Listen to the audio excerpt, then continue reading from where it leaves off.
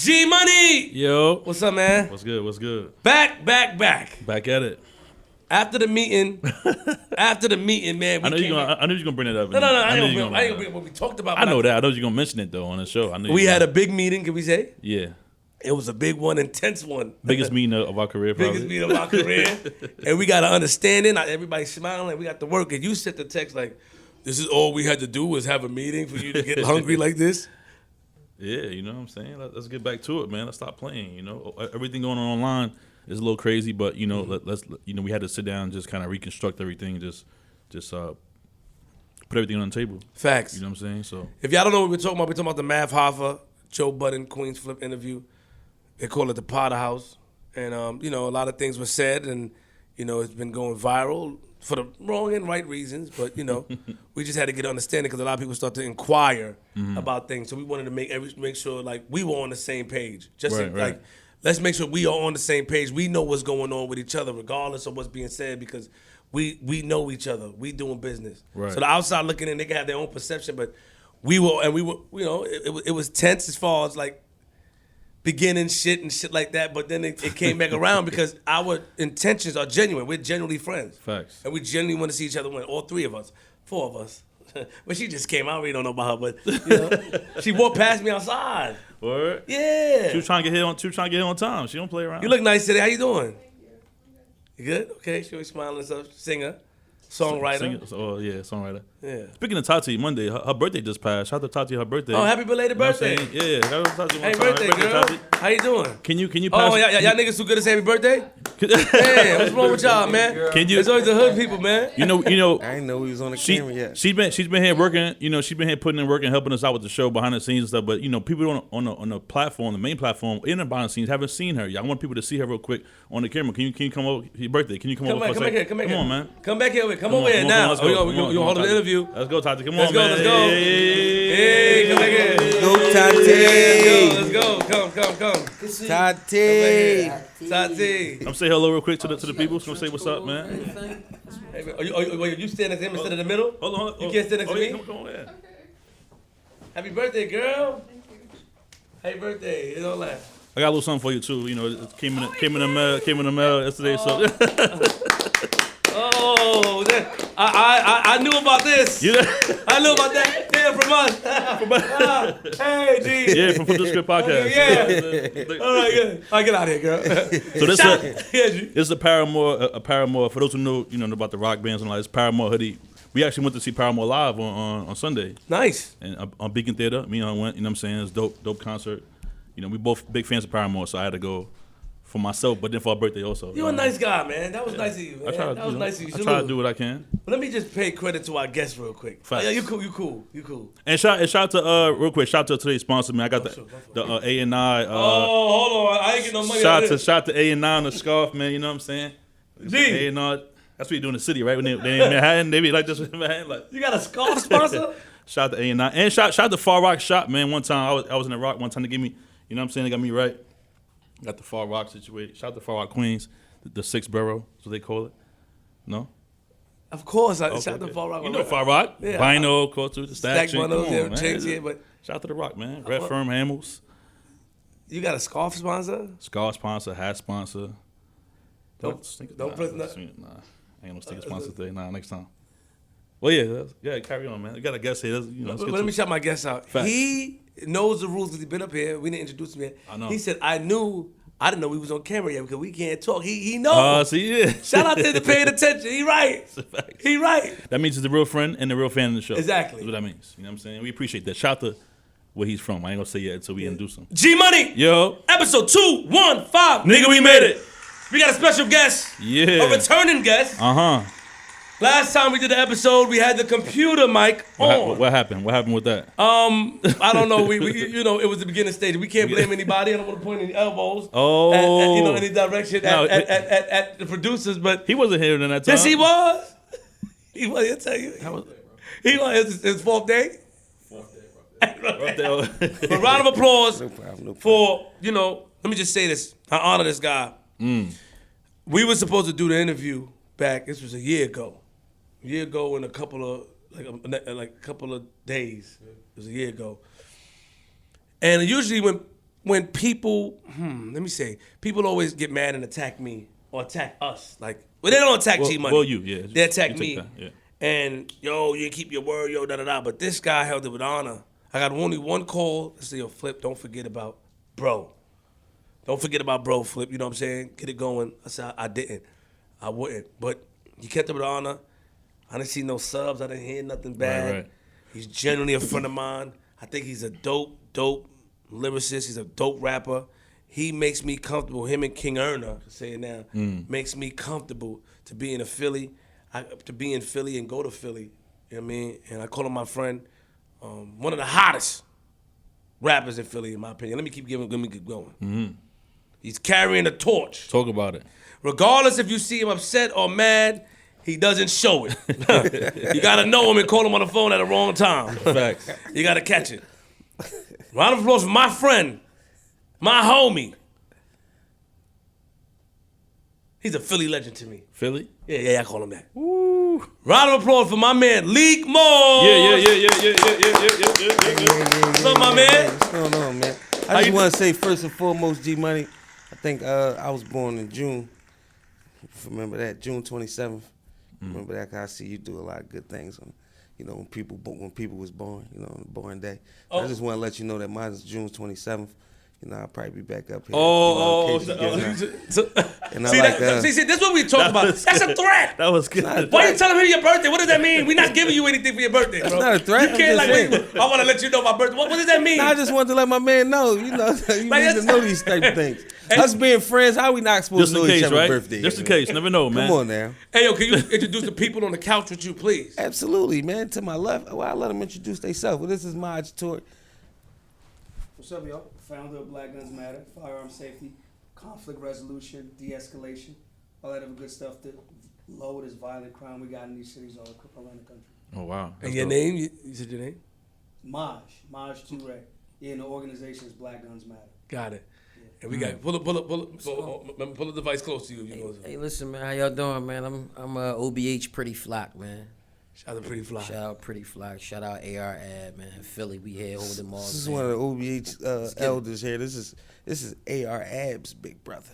Not blood, but as far as age and relation, Got you. It's the guy that taught us the game, man. We also got a friend of mine that I went to school with. I fought him a lot of times over a girl that wasn't mine. It was Oh, my God. Told me that. You know what I'm saying? I fought him a lot of times, but it's a good friend of mine. We got my man Pick in the building. Round of applause Young for Pick, Pick. please. Know what I'm saying? Young Pick, what up, Pick? Great What's friend up, of baby? mine. Shout out Pick in the building. And then, we got King Erna out He there. was also on the show, too. He was on Flip the He was Script. on Flip the Script years ago. Classic episode with Nia. 4 or 5 years ago. Oh, that was him and Nia went crazy. Yeah. That was crazy. It's good. Yeah, of course I said. And I try to set him up a lot of times. Sometimes, I got him in trouble a couple of times, but we good. We gonna get that later. My God. And shout out to King Erna out there. You know what I mean, making Honorable. his presence known, the honorable, and Honorable everybody King else in Erna. the building. But welcome, Lik. Welcome back. Welcome back. Man, it's a They'll get pleasure. mad about this intro. It's too long. Come on, get to it. Welcome. How you I always doing? get mad anyway, man. But I'm doing pretty good, man. I'm doing pretty good. I'm in a great space. Talk to Ab today, man. He always make me feel better. So, yeah. Why do you say that though? And let me say this, because when we talk and when you talked before, you have admitted. I love the fact of brotherhood. I love the fact that that's your brother, and you have admitted at being mad at each other at one point, right? You have admitted at even dissing each other on records. Oh yeah, that's You how forgot we about came- that? No, that's how we came up. We came up on two different sides of the fence. I didn't like his friends. He ain't necessarily like mine. I was rapping with a group called New Era. He was rapping with a group called Exile, which turned into OBH. And we used to rap battle each other. So, but how does that happen? How does two brothers that grew up in the same home? I mean, it was neighborhood friendly. It wasn't really like it's a neighborhood friendly. My group against his. I was hotter than all of them though. So. Oh. Got out on him all the time. He was Exile. This is Pretty Flock was part of Exile. Did I get out on y'all or what? Pretty Flock, let's keep it real. Pull the mic closer. If you gonna sit back, no, you can sit back. Just pull it towards you. I mean, Moss did his thing, man. I ain't gonna lie. You know how you let your young pups win, man. That's what it was. I let the youngin win, man. But now that's what it's you a want to little call it. different. Just a little different now. It's only different because we on the same team. You know what I'm saying? We playing for the same team now, and that's the difference. Right. I'm still stepping on everybody I get on the track with. Yo, but you and your brother didn't have problems growing up though before the rap, little friendly competition. You and your brother was probably good growing up, right? All the time.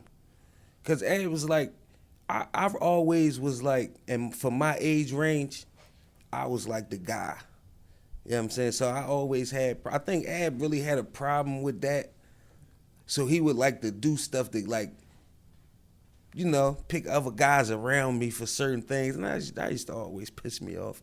And I used to always fight his friends. He'd take up for him. I was the guy that's like playing basketball and nobody could foul me or I want to fight.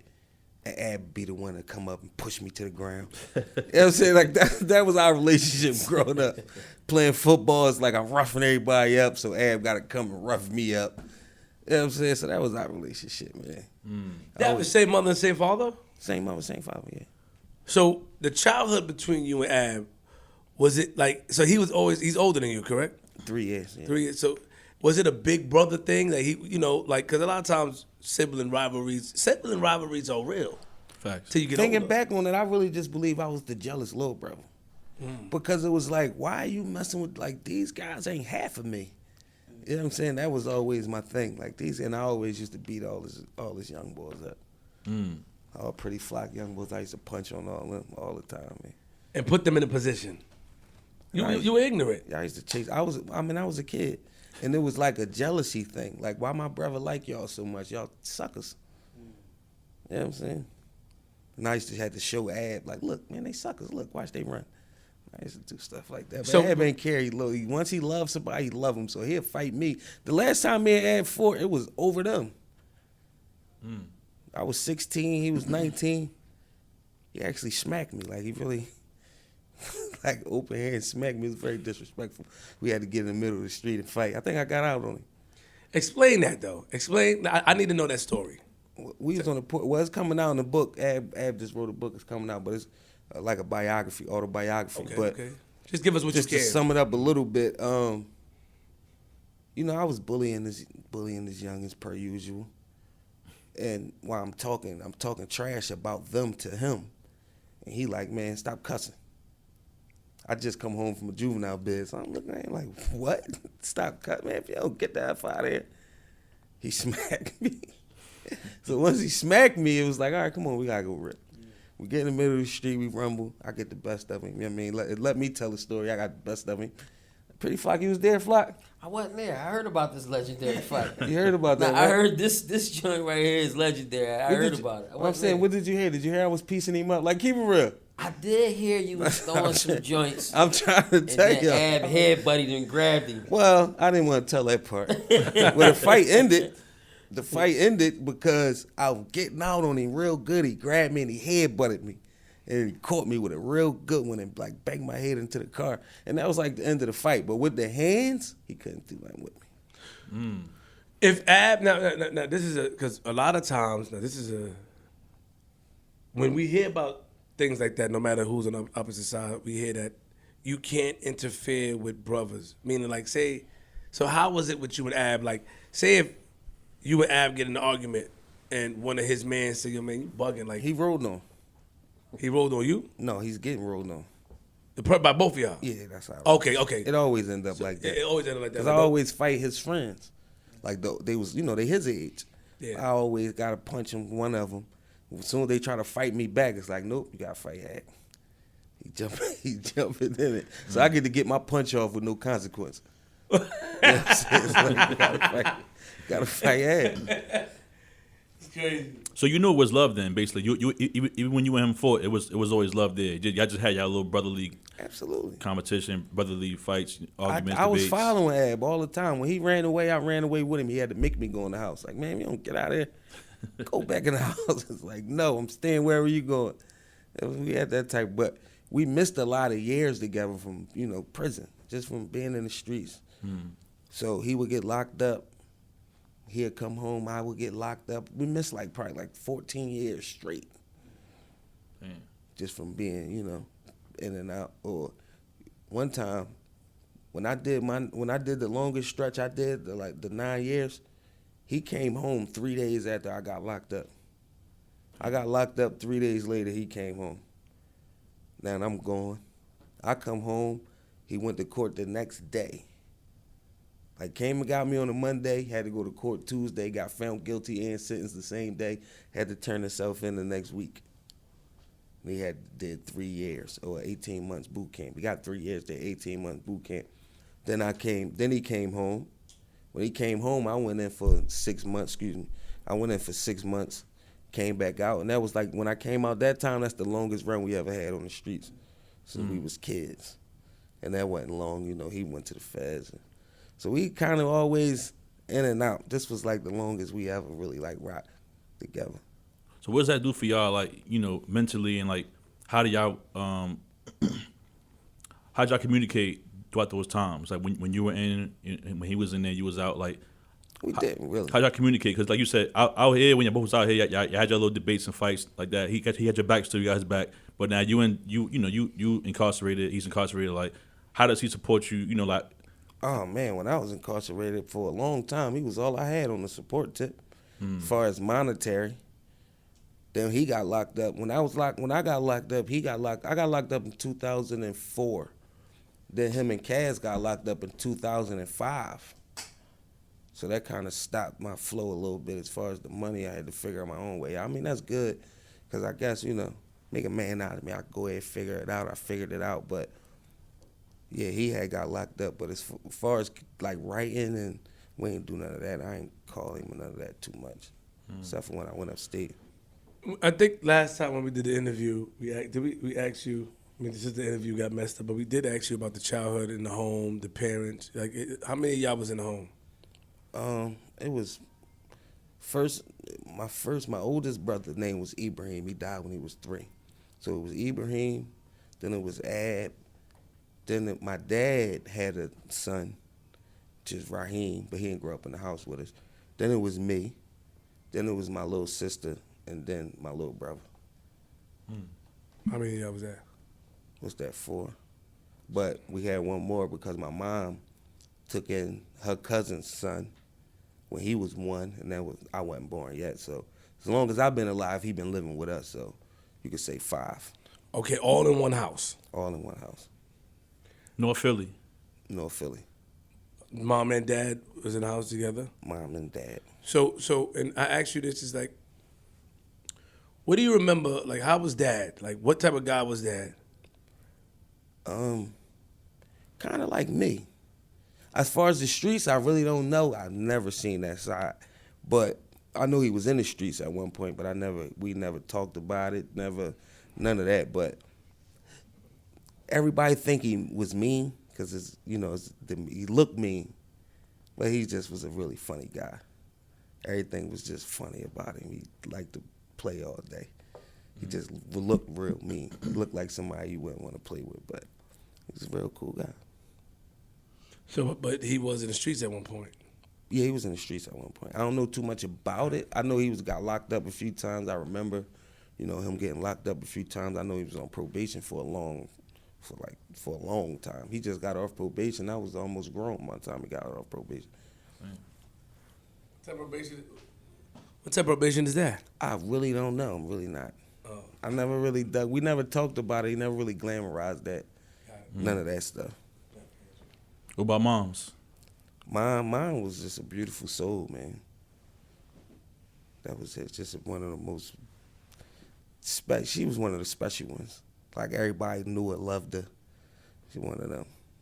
Who was a strict parent in the house? Moms or pops? Pops. Pops was a strict one? Yeah. So if you did something in school, something happened, or you in the streets, pops was straight, y'all out? Yeah, absolutely. So, but when you're in a home in North Philly, all you guys in the home, mom and pops is there, and who was the one that started giving the trouble in the home? And who would be the first troublemaker? Is your oldest brother? No, actually, I told you my oldest brother died when he was 3. Yeah, you did say that. Yes, sorry. So he was the only person that was born was Ad. So I never got to meet him. But I think it was my cousin. But hold on, how did your older brother pass away, if you don't mind? Gunshot. I'm not really sure how it happened. I know that I actually found the newspaper. I didn't really know. I found the newspaper article in the house and I read it. So it was a gunshot wound. He found a gun in the house and accidentally shot himself. He happened to be the only left-handed person in the family. That's how they knew it was self-inflicted. They was trying to lock my parents up for it, but he was 3. Your parents got arrested for that and all that? I believe they got arrested. I know they got questioned. I don't know if they got arrested. I don't know. I wasn't born yet, so this ain't something that I can openly talk about with my mom because it's like her son. You could tell every year. You could tell she's broke on his birthday, so you could tell like that still was touchy. So I never really got into it. You never got into it, but you just read an article one day. You never talked about it. I snuck and read it. It was in like a photo album. It was in the back of the photo album.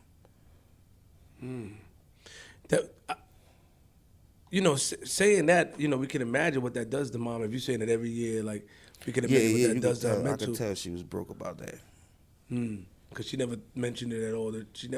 Some parents mention they had another child, but she don't mention it at all. Yeah, they talk about it briefly. Like when my aunts and them come around, they might mention it.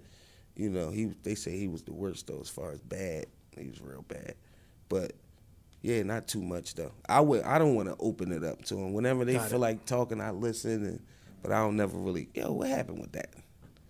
What really happened? I just want to know. You can't ask mom that. Yeah, That's a tough question. That's a tough question. Yeah, it's a very tough question. So your cousin, which was the youngest one that came into the home. No, he was before you, right? Him and Ab like the same age. Yeah, because she brought him in the home at 1. She adopted him at 1. You said brought him in home. He was the one that went to the streets first.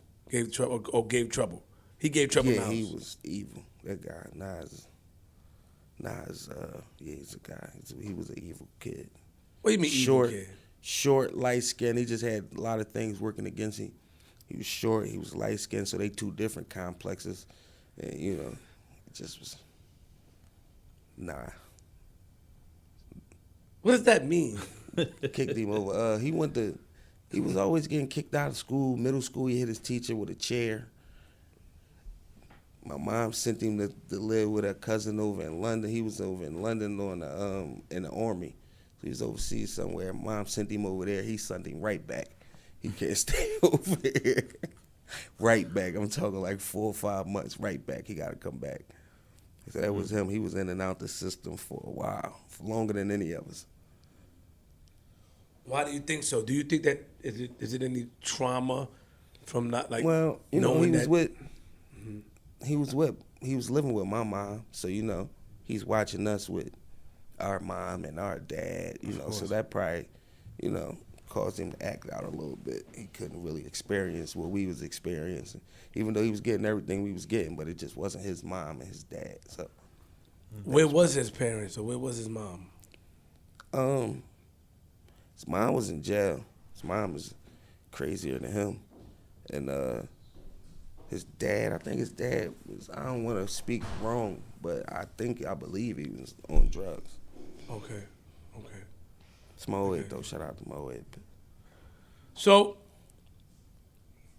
Ab so now, as children, you said at what age Ab decided to run away from now? Because you said he wanted to run away. Oh, he did run away. I don't really remember. I think he might have been about... What else did the door close? 13. He might have been about 13, 14, something like that.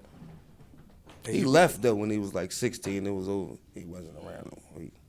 He got out of there. He wasn't getting along with your parents. No, we came up in a real strict Muslim household, so it wasn't too much TV. It wasn't too much of nothing, except for studying, school, and praying. So, I guess he just wanted to get, spread his wings a little bit, experience a little life a little bit, because we was very, very confined. What's that like, though? Like, talk about that growing up in the Muslim household. Like, that's a little different. Coming from, you're in North Philly. We was like one of the first in my neighborhood. We was like the only kids coming to school with like full Muslim attire. So it wasn't that popular then. So, you get the teases for the skirts and the dresses, how they go. We was rough, black, dirty kids from North Philly, so. But what is a Muslim attire, though? I know. The thobe, it looked like the thobe, the long, Oh, Or so- the Izar, what looks like a skirt. You know, you tie it around with the kufi, and yeah, we was doing all that. Oh, for real? My mom, she was full, you know, niqab. You only could see her eyes, and we was all in it. So it was very serious in the house. Yeah, very serious now.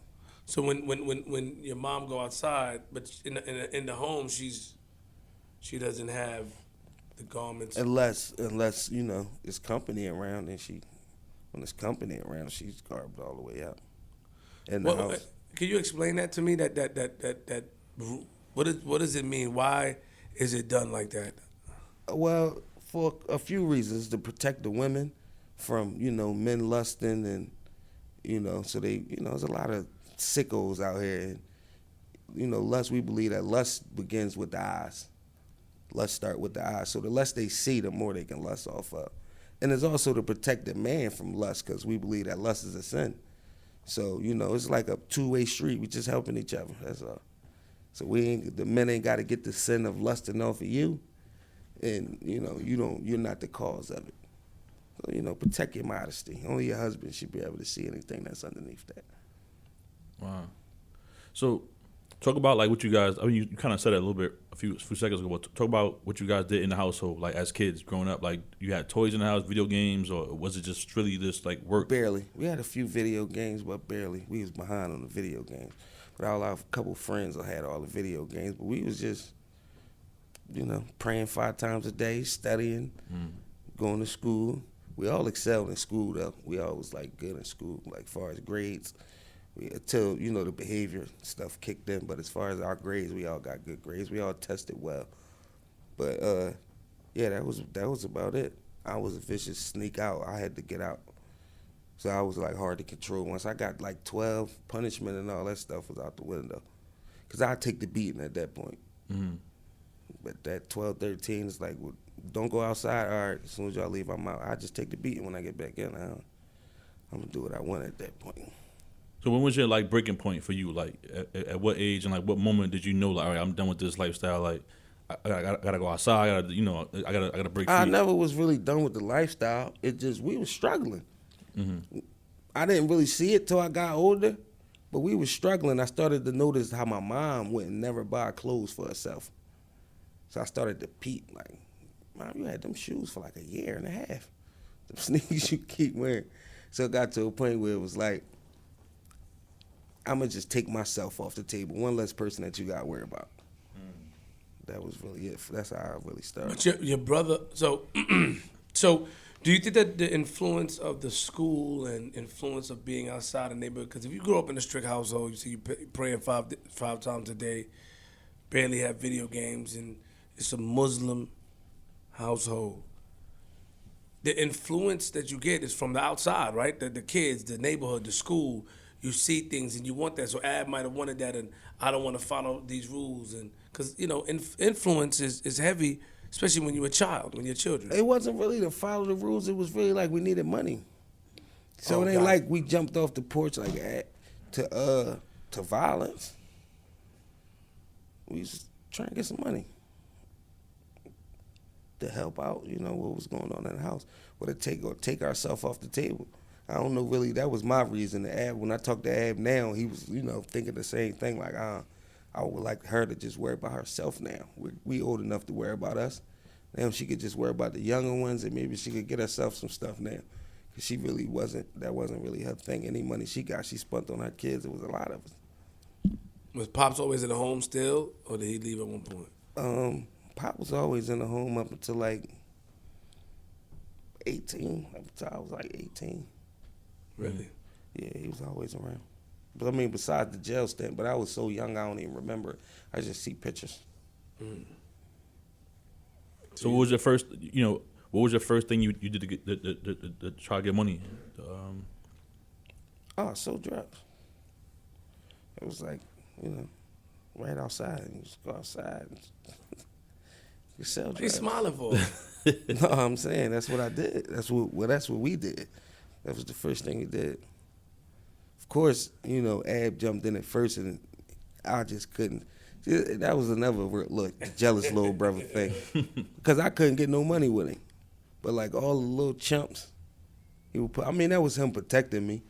But back then, I didn't see it as that. It was like, what's going on here, man? So I had to go find my own way. I had to go do my own thing somewhere outside of what they had going on.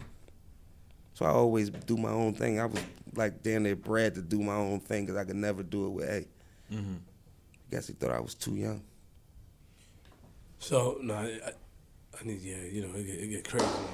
So look, as soon as we open it, look, they make noise. Sorry, y'all. As soon as we open the door, we hear noise, man. Damn, son, we trying to get the only one is air, bro. So, now, moving forward, Ab is outside first. Ab is in the street. You couldn't get no money with him. You follow behind him. But at the same time, because he's older, he has already, moved on and do different things. And Yeah, I was already like as far as everything except for hustling. Like I was smoking, I was in the streets, I was cutting school, I was fighting a lot. And Ab wasn't doing none of that. Ab was fighting probably mostly because of me, but Ab was like a well-liked guy. But he wasn't smoking, drinking, none of that. It just so happened that he was always smart. So when it was time for somebody to say, damn, who going, you know what, Ab, this is yours. You know what I'm saying? I didn't fit, so I went and got, did my own thing. when you were younger, though, like and I always want to ask this, because you said you did juvenile bid and stuff. When did things get heavy for you? What was the first, and I think I asked you this before in other interview, what was the first thing in your life that was, when you was young, that was changing? Whether it was a beef, whether it was an issue, whether it was school, where they first put the cuffs on you. What did you do? What happened? When they first put the cuffs on me, I was young. It was the first time I got locked up, it was a strong arm rivalry. Like around the Broad Island section, like where King Erna from. Mm-hmm. We was just kids, and I know me and a good friend of mine, we was coming back from the mall, stopped to go see his cousin. We knew they didn't have no money. We had the conversation before we got there. Look, we not getting there. We not buying all the weed. We ain't doing all that. So once we got there, of course, they didn't have no money. So it's like, man, we got to find some money. We just took somebody's money on a strong arm robbery. We was kids, though. In the street? Yeah. So you ain't do it to the family. You went to go. You said it's kind of tricky. You said we went to go see his cousin. Then we had a conversation that who don't have no money. The cousin? Yeah, the cousins and his friends. They ain't had no money. We knew they didn't. So we knew once we got there, we wasn't gonna spend our money. They seen us with the bag. We just coming from the mall. So we just strong arm somebody, took their money. Oh, so you didn't do it to the cousin and them though? No. Okay, got it. Somebody out there waiting on the bus. And then how do you get caught? How they told? They told you? Y'all was young. Y'all just stood there. Yeah, y'all did it and stayed in the area. No, we ran. We just got caught running. We got caught running. We went to court. I beat the case actually, even though I'm the one who. I can say this because I beat the case in trial. Even though I'm the one who did everything, I beat the case because he was saying that I was doing everything, but he was being smart because I had like a Flyers jersey on at trial, and he kept saying Lindros over there.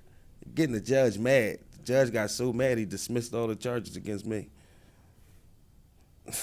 And he was saying I did everything. Who did this? Lindros over there. It's like, well, you can either point to him or say his name. We're not going to keep going with Lindros. And he just kept saying it, so the judge dismissed the charges against me. Wait, what? That's what happened. What are you talking about? I'm talking I don't about. know who Eric Lindros is. That was the I had a Flyers jersey on. It was an Eric Lindros jersey. Okay. The guy was on the stand. He kept referring to me as Eric Lindros over there. You know what I'm saying? Okay. And being sarcastic, so the judge was getting mad at him for doing that. He was asking him to address me in, certain manner that he wouldn't. So the judge dismissed all the charges against me. Now, hold on. Two of my friends got house arrest for it. Hold on, give me a second. Looking at Eric Lindros. Yeah, is that a hockey player? Hockey, yeah, I figured. Yeah, That it's a hockey player. Sound like it. Flyers. I don't know, man. I don't watch I hockey. didn't watch hockey. I mean, I went to the game recently. I went to the Rangers game the other day, but that's first I just time. Googled this guy right It's here. probably like 15 years. I don't watch hockey neither, but the guy was good. He was a guy, man. He was a He was guy. a guy. He was You know what that? He was a good kid, man. You gonna talk political? He was a good kid. Eric Lindros was a great guy. You hear me? Played for the Flyers. The jersey kind of fire. I keep forgetting this New York. I be feeling so much at home. I forget that we in New Oh, York. Philadelphia he Flyers. was a All right, good that's fine. kid, man. Philly team. Yeah, it's a Philly. So is hockey big in Philly? Was it at the time? At the time, well, and Eric Lindros was really good, so everybody knew who he was. So I had the jersey. You know, back when everybody had the hockey jerseys. You remember that era? Yeah, I do. So back at that time, he was rocking the hockey jersey and he had the I Eric believe Lindros I puck. believe I started that way. It was kind of before that. This was like 90s. What? No, this was a long time ago. I started. I did. So you I started started with- a lot of trends in man, Philly. You been started the trendsetter hockey for jersey. years, You man. started the hockey jersey. People wearing it. You was the first one. Yeah, people wasn't wearing hockey jerseys. Not in Philly. Oh, okay. I started a lot of trends in Philly, like the black suede Timberlands. I started that trend. Wasn't nobody wearing them. What else I you wore it started? for a year straight in What school. else? So the hockey jersey, the black suede tins. What else? I started a lot of trends. Well, we started sturdy. Everybody's saying sturdy. We started a lot of trends. Really? Carrying it. Yeah, sturdy, carrying it. Quilly used to hang around us, right? He was with OPH for a while. So, he took the lingo and went where he went. And, He just carried it. He and just carried carried it on. I got that from y'all. Carry it. You know how I carry it. Yeah, But I got that from y'all. But so OPH thing. the Philly guys in the comments get mad at me like you still in Philly slang. We say that out here. So, but I got that from y'all. So I can't confirm if you started it. Philly's still from everybody now. So we was one of the most original cities. Now we just followers. We copy everybody. So before we get into that, let's. So the strong arm robbery. At what age was this? 13, I 14? don't really remember, but it was about that young, 12, 13. So when did you? What caused you to do the bid? Like, remember you said you did a bid. Like, what the did you do? juvie bid. Yeah. Well, the juvie bid was, for crack. Oh, really? I was Selling crack. Yeah, I was going to get some. It was the first, and the guy I had a guy working for me. He was a kid.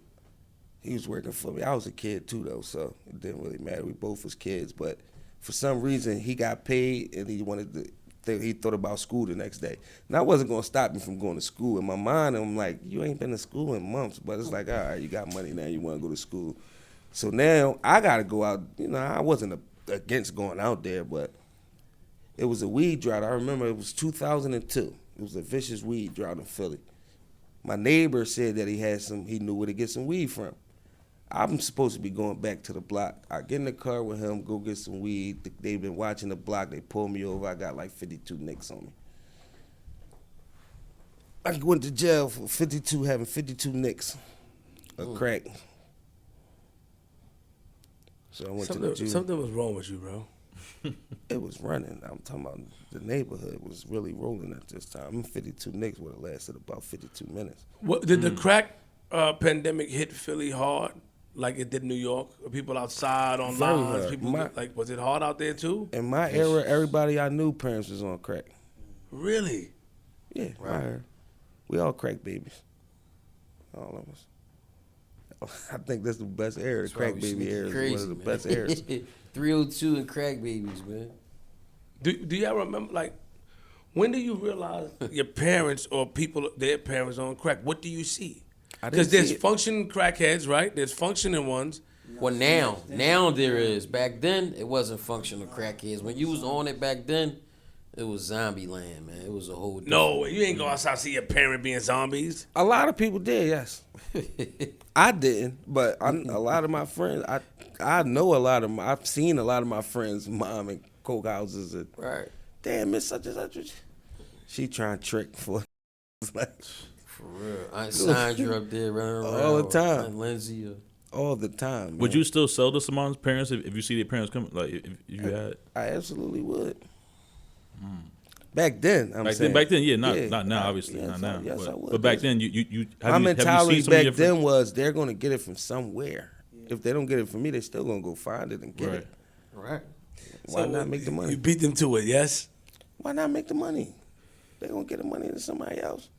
They're gonna. I was in it for the money at that time. I wanted the money. I wasn't caring about nothing else but the money. Of course, we got, morals and standards, and we hate to see it, but, it happened. What you gonna do? Just kind of. So What you gonna do, eh? So you'll sell crack to one of your people's moms. I've done it. Now, where does that put you? He knew his mom was on crack. But some people don't do that. You know that. You're aware. Some people like, man, you ain't nah. Or because you was the toughest guy for your age, so nobody could question you. That's probably what it was. I'm not gonna lie to you. That's probably what But how it was. far? Like, what they Now, gonna do? let me ask you a question. How far? Yeah, bring the mic down. Let's see your face. How far did you or did you go at the time? Like, if it's somebody that's in your circle, moms came in, or like you still sell to them, or if somebody that you kind of like see in schools, you know them on the block, but you ain't cool with them like that, you'll sell to their parents. One of my close friends, you know, before he told Zeke, I used to serve his mom. He knew it. What you mean told Zeke? What? Before he told, his name was Zeke. He a rat now, Zeke but Raw. I used to serve his mom. He knew that though. Are you saying that because he told and now you distance yourself from him? Like, because you always got some type of slick stuff with you, so No, now you want this to was a confess. good- no, Everything. this was- Let me just get this out. This was my youngin. Everything with you was so calculated and very funny when you. Let me just No, get it out, I- please. I don't want people to say I'm talking over you. I want to get at you real quick. Everything is so calculated and very funny the way you talk. That it's like a silent but deadly hit. Right? Now let me tell you what I mean. You just said, pay attention, a friend of mine, so you acknowledge he was your friend. Zeke, you said his name. Before he told. He was my friend before he told. That told. Now you put this big stain on him. I sold krills to his mom's. And he Yeah, knew. because in a situation So like now that, we gotta look like, wait, hold on, what? So that is a diss because now you acknowledge that he's a rat, and then you see like what type of double because entendre we diss is talking that? about- We talking about people's mother that was on crack. Now, you saying that it's calculated, but you didn't prep me for none of these questions. That's for one. And for two, you have to think. I had to think of who can I say without offending or. Because we talking about somebody's mom selling crack. So I didn't want to just say anybody's name. But it's like, f Zeke. And he told anyway. But that's rude. It's still somebody. So you don't care about the mom rule then? The mom rule don't stand with somebody that tell. What mom rule? It's you said. Look what you The just said. respect factor is The it's gone now. Just because he told, so the respect that he had for him, I don't have to have any he respect. don't got no for him. respect for All him. right, let's talk about it. Like, when did he tell? How old were you when he told? Yeah. No, I just want to know something. He actually told on Ab. Doesn't matter. Oh, he told on Ab. Ab and Cassidy on the homicide. And The rapper Cassidy. Yeah, and Pretty Flock. Told on you too. Pretty Flock is the connection between Cassidy and Ab. That's how Cassidy and Ab met, because Pretty Flock is good friends with Cassidy still to this day. Shout out to Cass. You know, he brung him to meet Ab, and they've been cool ever since. But when that case, you know, when the case happened, the guy just, he was my friend. I don't know how he got with Ab, but I was in jail, and, you know. Wait. told. Now, I heard about this case before. Is it the one that went on the news where like somebody the was homicide. involved? It's the same one we're talking about? Yeah, the homicide. He told on that. The guy Zeke told on that. Give me a second. Hold on. What happened, man? I want to get at him. He's my man. But I want to get. I don't like the way he talk. Look What how you he's do? talking. How he just do that. He Let me talk. sit up, man. Let me sit up, man. Cause it's like G, sit chill, up. G. I know you don't put the box up there. He don't deserve the box yet. Look like he prepared himself. No, okay. So, what was the outcome of that case then? Remind me. Well, Ab beat the case. Cassidy took a deal for involuntary manslaughter and got 11.5 to 23 months. Ab took it to trial and beat it. But so him telling, he told like from a stand, or you think that he write? We didn't think. He wrote a statement. You know, a couple other of Ab young boys wrote a statement, but they just was scared. They was young. They was under a lot of pressure. So, you know, they just said whatever they needed to get out. But once the trial happened, of course, they told the truth, and Ab got off. Oh, I found it. Yeah. Look at that. 23 months. I received credit for time served. That's how Cass got out on that. He took a deal. Now, when you find out this, so What does that? And you said the guy Zeke, his name is Zeke. Yeah. He told on you as well. Yeah. What did he say about you, Flock? I mean, just that I was there. You know, they was just asking about my name. He was putting my name there. Putting me on the scene of a scene, basically. But why does he stand out before anybody else that told? What is like what? Because his statement, right? His statement, everybody just, the other two guys just agreed with that. So he made the initial statement. Then when they went to the other guys, like, look, this was Zeke said happened. Oh yeah, that is what happened. So what does that do now? Like, where does that put this guy? Like, you said this guy named Zeke. Where does that put him? Because obviously he didn't need to sit. No, of In the course, sewer. of course. Why is that? His honor is Where in the the rats dumps for go. that, man. I know, but He's not honorable. Zeke, chill. Why you I'm sorry. doing this, man? I'm trying to be down with the honor. The He's honor actually, thing. he's No. actually in prison for a homicide, actually. He's currently in prison for homicide. That's sad, ain't it? It's like you couldn't tell you told on somebody else shooting somebody, then you go and shoot somebody. It's like I don't understand that, but Does that take away, like, by him telling, was he still outside around? Did he, or like, was he one of? Because there's some people that when they tell, they still around. well, I was in jail the whole time, so I can't speak on if he was Okay, around or respect. not. But if I was home, he definitely wouldn't have been around. No rats come around when I'm around. But if they're a tough rat, No such thing. there's no. Oh, hold on. Now we gotta argue this. No such thing. It's an You can't say that. No, you can't. It's an oxymoron. We talk an oxymoron from a moral standpoint, but in reality, there are gangster snitches. How? How can they? What? Well, they probably could be a gangster. Everybody got a different interpretation of gangster. All right. I don't respect the word, so they could be gangster. I don't respect the all they word want. neither. Okay, but there are people who snitched who are perceived as tough guys and will still Perceived. and still carry it, will still lay See- something You down. see the word that you use? Yeah, hold on, but still lay something down. So where did Now, that put them? You got punks. There's a that'll lot of fight. cowards that'll lay something down. There's a lot of cowards I that'll got lay every something down. answer. Like, come on. That don't make you tough. What makes Because you tough? kill Take care of your somebody. family. Let's go. Taking care of your family. Taking care of your kids. Going to work. Like, let's There stop. you go. Let's, That's of course. there you go. That's a part of us There you growing go, up. Flip. Of course. That's Because you know, because But when we growing were up, younger, we didn't think that. We knew what in our mind what a person who was official was. We knew what we felt. Let's talk from that standpoint. Not as an that's- adult. but you got to think of the most official people though, right? Go ahead, tell me. How much work did they actually have to put in? Not too much, because don't nobody play with them too much. So they didn't actually have to do too much. People that's out there running around doing all this, they're trying to be something. They're not that. Why are you getting in so much trouble if you're that? Why are people still playing with you if you're that? You still got to defend yourself, protect you. Come on, man. You're not that. You're trying to be. So all that, because you killed somebody, I don't believe that make you tough, man. I know a lot. I've been in prison with a lot of people who had multiple homicides. Soft as ever. Washing the drawers. Soft. I'm talking about wouldn't even look you in your eyes. That soft. Because we hear those stories a lot. Washing the pups. But we hear those stories a lot. But what it is, then we're not going to lead the youth the wrong direction. We're not. So this is not what I'm trying to do. But I want to have a dialogue about this because you guys, even King Erna and everybody in here, stand on honor as far as when you tell, right? When you tell on someone, no matter how much work you put in, no matter how much money you get in, no matter if you out there, you do it in broad daylight, it takes away from who you Everything. are. It takes away everything. But realistically, we're talking about realistically speaking now.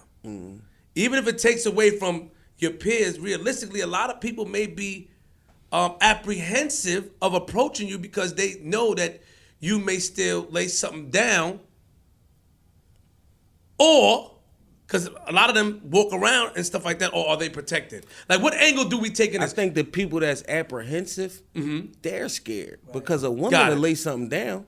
True. You run up on a woman the wrong way, she will shoot you. That's so a fact. That don't make them touch us. You're afraid of this guy because he told. It's not like You- this guy's actually tough. It's like he's seen. Everybody thinks he's tough, so a lot of people are scared of him. Do you think? Again, brother, I'm sorry. The perception and the reality of the word that you're using could be two different things. True. So the oxymoron was a tough rat. Tough means the person that's willing to endure. This is what I did. The person that says, I'm not going to jail for somebody else. No, brother, you're going to jail for the criminal thing that you involved yourself in knowingly, and you stand on that. That's being tough. That's actual in reality dealing with the consequences. So when you say tough rat and the general perception of what someone may think is tough because they lay something down, those are two different things. The perception of what people think and what actually is the reality is two different things. So even the examples that you said kind of sarcastically, oh, the guy that's working hard, that's taking care of his kids, that dude in this space, especially if you ain't making no cake, that person is actually tough. I agree. Reality. So what I was saying, that the sarcastic angle I was taking, we now as adults, we respect that is tough to endure the pain, to put your whole family legacy on your back, to do 6-7 jobs in order to provide and do that. That we acknowledge that. Like that, us as adults, I can acknowledge that. Like, yeah, that's fire. I see that. I saw the pain that my father went through. I saw my father sweep a daycare just to provide for me to go to that daycare. Yeah. I saw my father do that, then take me home late at night after cleaning the daycare to bring me back in the morning, then go to another job. I seen that. I respect that. I emulate as an adult, and even growing up in a, 16, 17. But when I was younger, my perception and vision was tainted by what I thought was some, like tough was somebody who'll violate, or nobody playing with him. He could stand anywhere he want. They know that's what we thought as kids, or I thought, until you learn. And I did see people who tell how things trickle down. How, man, so I want to say that you did something so crazy that respect we have for you is nothing. So now we wouldn't have tried you. Now we're gonna try you. And then when you try the person 9 times out of 10, they're not as who who they have. How it was predicted. Because we know one thing. This is what we know. Mm-hmm. You don't want to go to jail. That's so true. So now you're not willing to take it to these type of levels. Sneakily you might do it, but that's coward stuff. Got it. You know what I'm saying? But if I'm head on and I'm saying, come, you don't want to do that because you don't want to go to jail. You just told to get out of that. Mm-hmm. So how could you be anything? You don't want to do that. Why do you think when we were younger guys, I'm asking you this, that they thought that if you shoot somebody, you were that dude?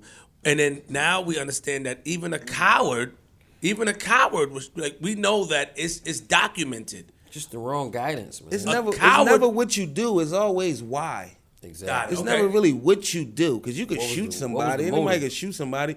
But say you just shot somebody because you was having a bad day, or 9 times out of 10, them guys just be having issues, or they been getting picked on. There's a lot of anger coming. You got to really see they be having other problems.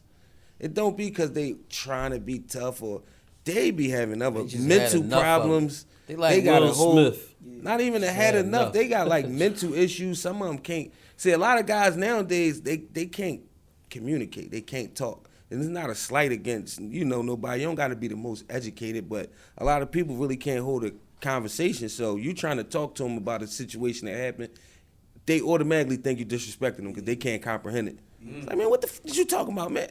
And they don't know how to talk, so they get violent. Yeah. There was a lot of that going on too. So a lot of guys, they really don't be tough. They just be slow. Some people be slow. They be frustrated. They be a whole lot of other stuff. See, your question too, though, the reason why it's that way is because it's something that at the last album release party, it's something you said to me that stuck with me. It's the media. For the whole time, I thought Scarface, Tony Montana was the dude because of the underdog story. Mm-hmm. Lik told me, he was like, Scarface was the villain. The whole time, Scarface was the villain. Every time he leveled up, he snaked somebody to get there. He had his man hung. He killed his best friend. He lied on Sosa. He went to war with Sosa when he agreed to do something at the UN. Every single move that Scarface made, Scarface was the villain. Mm. You remember telling me that? Mm-hmm. And I was like, damn. Now, why am I saying that? Because your question was, as a youth, why do we think that this is because the media told us, like Hov said, Scarface the movie did more than Scarface the rapper to me. Everything in media has said this is how you're supposed to win. And it's a lie. As a full-grown adult, I never made that connection until we had a conversation about Scarface was the villain. Media, everybody that's watching this, Old Scarface. Everybody got the dumbass poster. The media made him out to be a good guy. That's why one thing you said, well, one of your slogans, meat for media. Yeah. Most efficient devil in America. All right, that's what it is. It's there to mislead us. Yeah. It's there to misguide us. That's so hold on. So you took the media and made it, gave it meaning. The most effective devil in America. I And got it- that from Malcolm. Wow. Most effective devil in America. Wow, and look how clever we are as black people. Look how clever. I'm thinking media is TV and something. You got to really listen and pay attention. Media is what is out there in the news sources and everything like that. But you have to listen to these things because it's true. The media will feed you things, and then you'll run on it. Like the media would make of what we think and highlight these guys that's doing crazy things. Like, why is a guy breaking into a home and getting how you getting it and letting it and somebody have it? Why would the youth think that's okay or that's good? Oh yeah, he did that. He got off on the ops. Nah, but you forgot that kid had a mother. That kid had a father, grandmother. What damage are you presenting to them? Also, this sort of street cred that you're trying to get is false, because the people who are real or who stand for something wouldn't accept that. I watched guys when I was a kid tell me, like, somebody that raised me the other day, he was like, you was around so much people. You was around Webb, you was around Nitty, you was around Stack Bundles, Maserati Fox. Why do you think that nobody ever pushed you to do anything bad? And I didn't think about that. I just thought in my mind, like, I was around them. I was able to act how I wanted to act, and even I overstepped my bounds because I emulated these guys. I looked up to these guys, so I wanted to be like that. I wanted to pick up I didn't have to get arrested with a gun. I didn't have to do that, but I wanted to. They never pushed that. So he asked me, he said, why you think we never pushed you to do that? Of course, we had little mans that we did that, but you wasn't one of them. Why? Because people, sometimes the older guys that been through it, they see something in you that you can't see into yourself. They see that you're going down a path that they didn't have to go down because it's always instilled in us. Our parents, our family, they tell us the same thing. Don't do this, don't go there. And we don't listen because we want to be down. So imagine that when your back is against the wall, when you a child, and then you grow up and you're in the streets and you have no choice, you start to think like, I could have took this route. Or you start to see your man that you grew up with that went to school on TV or doing something that you always wanted to do or that you encouraged to do. You start to reflect. It's always within us. It's instilled within us, and sometimes it takes certain things to bring it out. I say that to come back full circle, that the people that raised me, they didn't do that. Like Webb would come with a knot of money. What you doing on the Ave, having a bat breaking people's windows to fight over a girl? Why are you doing that? Here, give me some money. Go get some sneakers and stuff. Like, get out. What are you doing? Now, when he was younger, probably nobody could have told him anything, but he tried to lead me in the right direction. So to the youth today, it's youth raising youth. Their big homies is 16, 17 years old. Mm-hmm. Pay attention. Their big homies is 15, 16, 17. That's your big homie. And I said this when I was rapping, like, a lot of kids love their homies more than their mamas. Misdirected Sad, emotion. Huh? So that's sad, ain't it? Can you imagine? Can you imagine that? And that's like some of the fakest love ever, because you don't really know who these guys gonna grow up to be. One of my youngest just came to me the other day. He had 6 kids with him. He came up, kid though. My whole thing with the kids is, we got youth basketball programs. We got this, we got that, we got this. He came to me about something totally different. First thing I told him was, first of all, if I indulge in this conversation with you, I could go to jail, so I'm not having this conversation. Second of all, you came to talk to me about something like that with 5 other people. I said, out of them 5 people, at least 3 of them telling. Because it's just the truth. I never seen it. Out of all the groups that came out of Philly, we had a lot of groups as far as strong black men who rose in the ranks of the streets or whatever. They get locked up. 98% of them got rats right next to them in their circle. The rats is always like in their immediate circle. So if you look at that and you see that, why would you want to run through illegal things in a group? That's like the dumbest shit ever. Nobody, never happened. There's 6 of y'all. 4 of them going to tell. It's a good chance. It's like a 95% chance that 4 of them going to tell. So why I still do it? I don't understand. This is getting I don't know, maybe because I'm older and I see it a little different now, but now it's like, why? Why would you ever want to sign up for that? Do you think that we don't have a lot of people that we could look up to? Like, so let's talk about it. Like, now I find myself watching a lot of the old Malcolm clips, the old clips of Marcus Garvey, and understanding, the struggles that us as a people had to go through, right?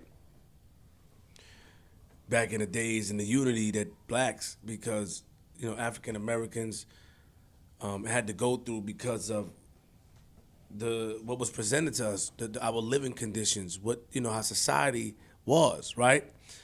Now, when you look at the crack era that happened, you got the youngins looking up, like you see people out there with the new cars, money, chains. Your vision is skewed. Like, when they was younger, they looked up the stuff like, my parents out there. Martin Luther King is marching and hitting the head with rocks. Bow! Got up and marched again, singing "We Shall Overcome." You hit me, you step on my sneakers, I'm trying to hurt you. He got hit in the head with a rock. We shall, boom! Got him over, holding. Imagine what tenacity that takes. Now, of course, we don't believe in some of us don't believe in turning up a cheek. I don't believe. I'm more of a Malcolm guy. We got a lot of leaders because they made sure that J. Edgar Hoover said it himself. There'll never be another black messiah to rise, not in America. So he did say that by design. He did say that by design. Yes. We don't have a lot of leaders, and the ones who is work for them. So that's the reason why we don't have a lot of leaders. We're not going to have a lot of leaders unless they quiet. Yeah, and I think the other part to that too is, I think it's important that we focus that the state did that. Like, not just because we don't want to be leaders or lead, because we are, but the government did that. That wasn't like a oops. Mm-mm. Like, it wasn't like, you know what, after the 70s, we just going to stop producing leaders. No, they just made sure that we definitely didn't have none. Yeah. And they know that we good at taking nothing and making it something. If you look at history, we could go back to the pyramids. There was nothing there. So we good at taking nothing and making it something. Once they said, go ahead, y'all could be free, we done took the slops that they gave us and made a delicacy. They had to take that from us. Once they said we can go ahead and be free, we took nothing. Black Wall Street here, this there, that here. Yes. So they took all of that and said, well, listen, the only way y'all gonna be able to make some money is sell these drugs. Here they go. But look what they did to, like, even today, like, black on black, I call it black on black genocide, or the crime. Of course, people say you can't compare black on black crime. There's no such thing as black on black. Yeah. Well, it's because of the conditions, correct? We can't say black on black crime. You look at it as the conditions. No, because nobody say white on white crime or Chinese on Chinese crime. Or I agree. I agree. So let's just talk about the issues in our community. Can I say that? Where people are, hurting each other or trying to come up or get over, that behavior is taught, it's learned, right? A lot of issues. One thing about Philly, when you hear about Philly, let's talk about Philadelphia real quick. One thing you hear about Philly is that people in Philly will fight. That's something I know. They're gonna fight all day, broad day. And when did that change?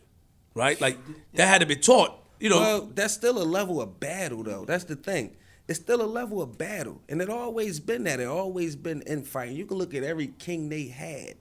The people that's running Europe now, they kill each other to get in them positions. And that's family members killing each other. So this been going on since the beginning of the time. Even when it's fighting, even when it's football, even when it's basketball, they do their best to make everything a competition. We gotta go at each other. So it just escalate. I mean, it was fighting because there wasn't that many guns available. That's why it was a lot of fighting. So it probably would have been a lot of shooting if it was guns available. It was spares available. We would have been sparing each other. It was just, we did what we had to do at the time. But it's always been infighting. There's always gonna be infighting. It's just so they just zero in on us when it's black people, and they make it a very, very, very bad thing. Even though it's out of pocket right now. We're not gonna act like it's not out of pocket right now, but. Come on, man. These people are walking in schools, killing people, blowing up schools. And, we're not talking about none of that. But when Tyrone killed Leroy, it's like, oh, my God, the black-on-black violence is getting it's getting outrageous. Of course we wanted to stop. Of course. We definitely wanted to stop. But don't make it the biggest issue in the world.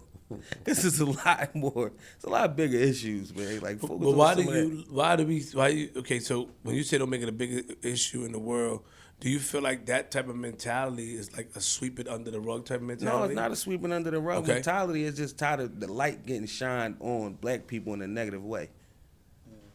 When y'all been doing this for years. Of course. And that goes back to media. They gonna show what they want to show to make us believe that this is outrageous. The only thing you see when you cut on TV, especially in Philly, is, you know, black on black crime, because you showing the inner cities. What else is in the inner city but black people? But they in the suburbs, robbing, raping, killing, eating. They don't show that much light on that. But you know, it's Never mind.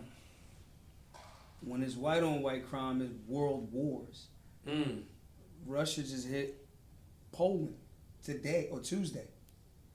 So that white on white violence could potentially spill into millions of people across the world, but we ain't having no conversation about that. To Lik's point. So which one is literally that's a bigger issue in the world? That's a fact. I heard about that today. Yes. 2 people died from that. Yes. And they on the phone with all of the NATO. Yo, we the street thing that's happening in Philly and Chicago and all of that, that's geopolitics on a small scale. That thing that's happening over there is a huge thing. So why aren't we putting as much energy? Why isn't the government, since y'all so-called in control, right? Why y'all ain't worrying about solving that? But you ain't solving where we at the same time. But you just going, oh, these guys, this is the worst thing in the world. I want to ask you a question, G. Earlier today, when the camera was off, Lik said that Philly, is a backdoor city. What does backdoor mean to you? I don't know. I don't know. Backdoor. I'm trying to throw you in the line if I get you a check. It's Nah, time for him to get some of the smoke. Nah, you're not giving me no smoke. No, no comment. He's seasoned. You know you're not going to answer that G, question. what? I'll let you seasoned, tell me what man. you think backdoor is. I can't say. What's the first thing that came? Excuse me. What's the first thing that came to your mind when I said? Well, backdoor in me, in my opinion, as far as backdoor meaning that. This way. So how do we articulate backdoor? Hold on. Now, backdoor is sneaky. Like they'll go behind your back and backdoor you, like not give you the opportunity and take the opportunity from you. So say if G Money, if just use Bassy as an example, he said, "Yo, I want to do something with Flip, I think I need Flip for this," and then I say to Bass, "Yeah, I got you, but I can do this and plug myself in." That's how I look at backdoor. Like you know, it's like a crab in a barrel Backdoor mentality. is basically like going behind all your of the Your back, above. yeah. All of the above. But the worst of it is like you have to let the person. It's always the person that you let in your house walk out your front door and come through your back door. How else he know how to get in? Oh, but how do you? But you said today, and you're not gonna, I'm gonna put this as a clip. You know, I have to. You said today that Philadelphia, is a backdoor city. So I want you to explain that before we don't want it to spread like wildfire. A lot of phone calls is being made. It's like in Philly not a place you want to be anywhere for longer than 15 minutes. Really? Well, there's a lot of trauma that you could be attached to that you don't even know. You know what I'm saying? Just because you from Everybody's this shaking their head, area, yeah. just How? because you from this area, people in this area might have done something to people from another area, and all it takes for you to be somewhere, and then you get a phone call, yo, this guy Lik Moss is right, especially my face. I got a familiar face in the city, so I gotta pick and choose where I go, because all it takes is, the guy Lik Moss right here, and they might want to, and don't tell them what they want to do. But it's a backdoor city. Everything is cutthroat, and there's a lot of people taking money. There's a lot of backdoor. Why you can't talk about it? What do you mean, man? Backdoor is you got a group of people, one of your friends take a bag of money to get your location up or to do it themselves. Price of life cheap. Price of life is That's very one cheap way. in Philadelphia. You give us pretty. Give us another way. I mean, backdoor is just like lining somebody up, lining your homie up, lining your friend up, playing one way, playing both sides of the fence, acting like me and you cool, smiling in your face, but we right here, but look, he over here, but going his house over this way, you know what I mean? That's just like another way of backdooring. There's always somebody close to you because they getting inside information that they shouldn't get. So it's like, hey, this guy know where I lived at, or, you know. So everything is aligned in Philly. It ain't like these guys doing great homework. It's like the police. The police will never get nothing without a rat. Right. And that's the same thing that's going on in Philly. Like, there's a lot of information that's being given out that ain't supposed to be given out by people that's close to people. That's how it's been for a long time, or that's like more recently in Philly? More recently. More recently. So when you were younger, it was much like that. It's more so like the last couple of years, probably. Not to this. It wasn't this many people in the streets. Now it's like 80% of the people is in the streets. But when you say that, let's hold on. So I got to play devil's advocate here. So you cannot just say that police solve crimes because of no. They study forensic. There's a lot of things that happen. Come on. Most of it somebody got to tell. No, Lik, come on. I can't let you put that that's out a there. fact. That's not. That's not my necessarily opinion. true. No, That's not my opinion. They would tell you that. I've heard it from police officers. An officer said that we get solve all the most of our information. crime because of Most somebody of that their tells. crimes because somebody. Most of their crimes because somebody tell. It ain't So that- not because of a camera, right? Not because of a fingerprint. No. Those are minuscule compared to telling. Because if I know the camera there, I'm blocking it. If my fingerprint there, it's my fingerprint there. I was there. That don't mean I did anything. Somebody had to actually say he did something.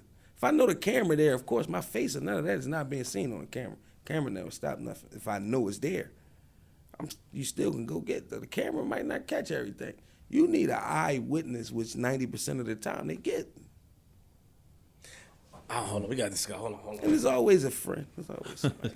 I don't really agree with that. That's what it is. You don't Okay, have to. I respect- But your computer right there. Detectives got to talk to humans. There are ways detectives do have to talk to human, but Even like you said, okay. The All that's fingerprint- cap. That just to make you think you gotta work harder. No, they're not gonna do nothing. They're gonna get somebody's gonna get locked up for a drug case, and they're gonna tell they know something about this cold case. I know something about a homicide. That's how they get their. That's how they close all their cases. They don't solve nothing. okay. I have to. I'll do my research before I speak, because of course we do know that there's people that tell and eyewitnesses. We do know that is at an all-time high. There's also different investigating tactics that you can take to find out. We can't, and I don't want to. It's very tricky, but I get what you're saying. I get what you're saying. So you're saying that. What percentage do you give that? Like, is that a 90%, 95%? Yeah, I believe it's in the mid to high 90s. Okay. I mean, unless it's like look, even drug cases though. A lot of times they got. I mean, how many cases you seen people get convicted without a human witness? I have to do my research before I answer that. That's tough. I Not got to too do my many. research. Yeah. Not too many. I do my research. Yo, so that I had some notes down too from earlier, so that kind of segues to it. I wanted to ask you about a certain line in your song. You had a song called Philadelphia off the Good Book album, and the first thing that I heard off the thing on the hook, it says where I'm from they call it brotherly love, but I don't see it in the streets of Philadelphia. So that line kind of relates to what you're saying now, the whole backdooring situation. Like did you put that in the record, knowing it goes that far, but down to we don't even speak to each other no more. Like neighbors, I knew everybody in my neighborhood in the 10-block radius, all the elders, and that's why I still can come down there. But now, hey, the kids will walk right. They don't care about who you is. They don't care about none of that. They'll live 2 doors down from you and never speak to you. It's different. It's no more love in Philly. It's over. It's no more neighborhoods. It's just hoods. No neighbors. Nobody's being neighborly. You can't borrow no sugar now.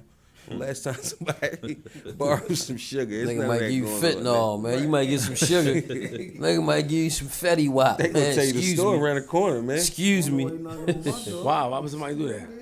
I mean, that's just how bad it is, man. They don't got no don't know if love they- for nobody I no don't know more. if they're gonna take it that far. Because Yeah, you ask for sugar, but he's just saying Just he's just saying how bad it is. how bad it is, man. Not literally, but I think that like in Philly, one of the things that you guys were extremely proud of was what coming up was we'll fight you, and we'll stick together. That's what I heard when I was younger. And then when I got older, everything changed a little bit.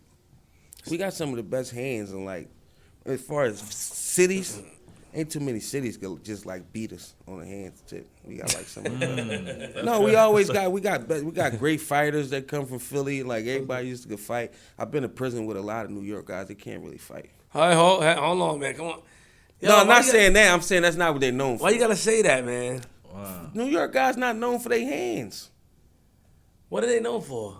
Grappling. They're known for Like, wrestling. they grip So you, y'all good slam you, wrestlers. punch you. But like as far as style and boxing, they not New York. I not. think They it's say not y'all known slashers. for that. man. I think it's kind of Yeah, inappropriate. razors. Yeah, I think A lot of it's- razors. I think it's- Buck 50s. I think it's inappropriate what y'all saying. That's No, crazy. I'm not saying that. I love my New York guys. I'm just saying that. Y'all will work out. I love them, man. Like my guys from New York, my guy Shooter. You see what I'm saying? Young Pick. Like I love my New York guys. I'm just Shooter, my saying, man. majority as a whole, majority, not known for like, y'all got y'all fighters and all that, but it's just not as a whole. Y'all So not Philly is known for these. Wow. Yeah. I'm surprised. Being good at it, though. The old flip would have jumped over the table by now. I'm like, oh, what? That's what I was trying to get. I mean, That's the hold on. reaction I was trying to get. This guy changed. I don't know who this Yeah, guy the is. old know man. Flip seem a lot I'm from nicer Queens, now. I don't know who this guy is, man. You ain't expecting to be this nice. I did you? expected Flip to be I this think it's nice. because Maj came here No, to you my know what? Black Guns Matter. You're It's being like- very obedient now, Flip. I like that. I don't like the word obedient. I don't like the word obedient. See, now, come on, chill out. Wait, don't you talk to my friend like that. Don't do Flip say, that. I can Take the take box- him. take the I box can on the take the table. little guy. Flip say, let me at him. Let me at him. You're probably the craziest one. Nah, I ain't playing with you, man.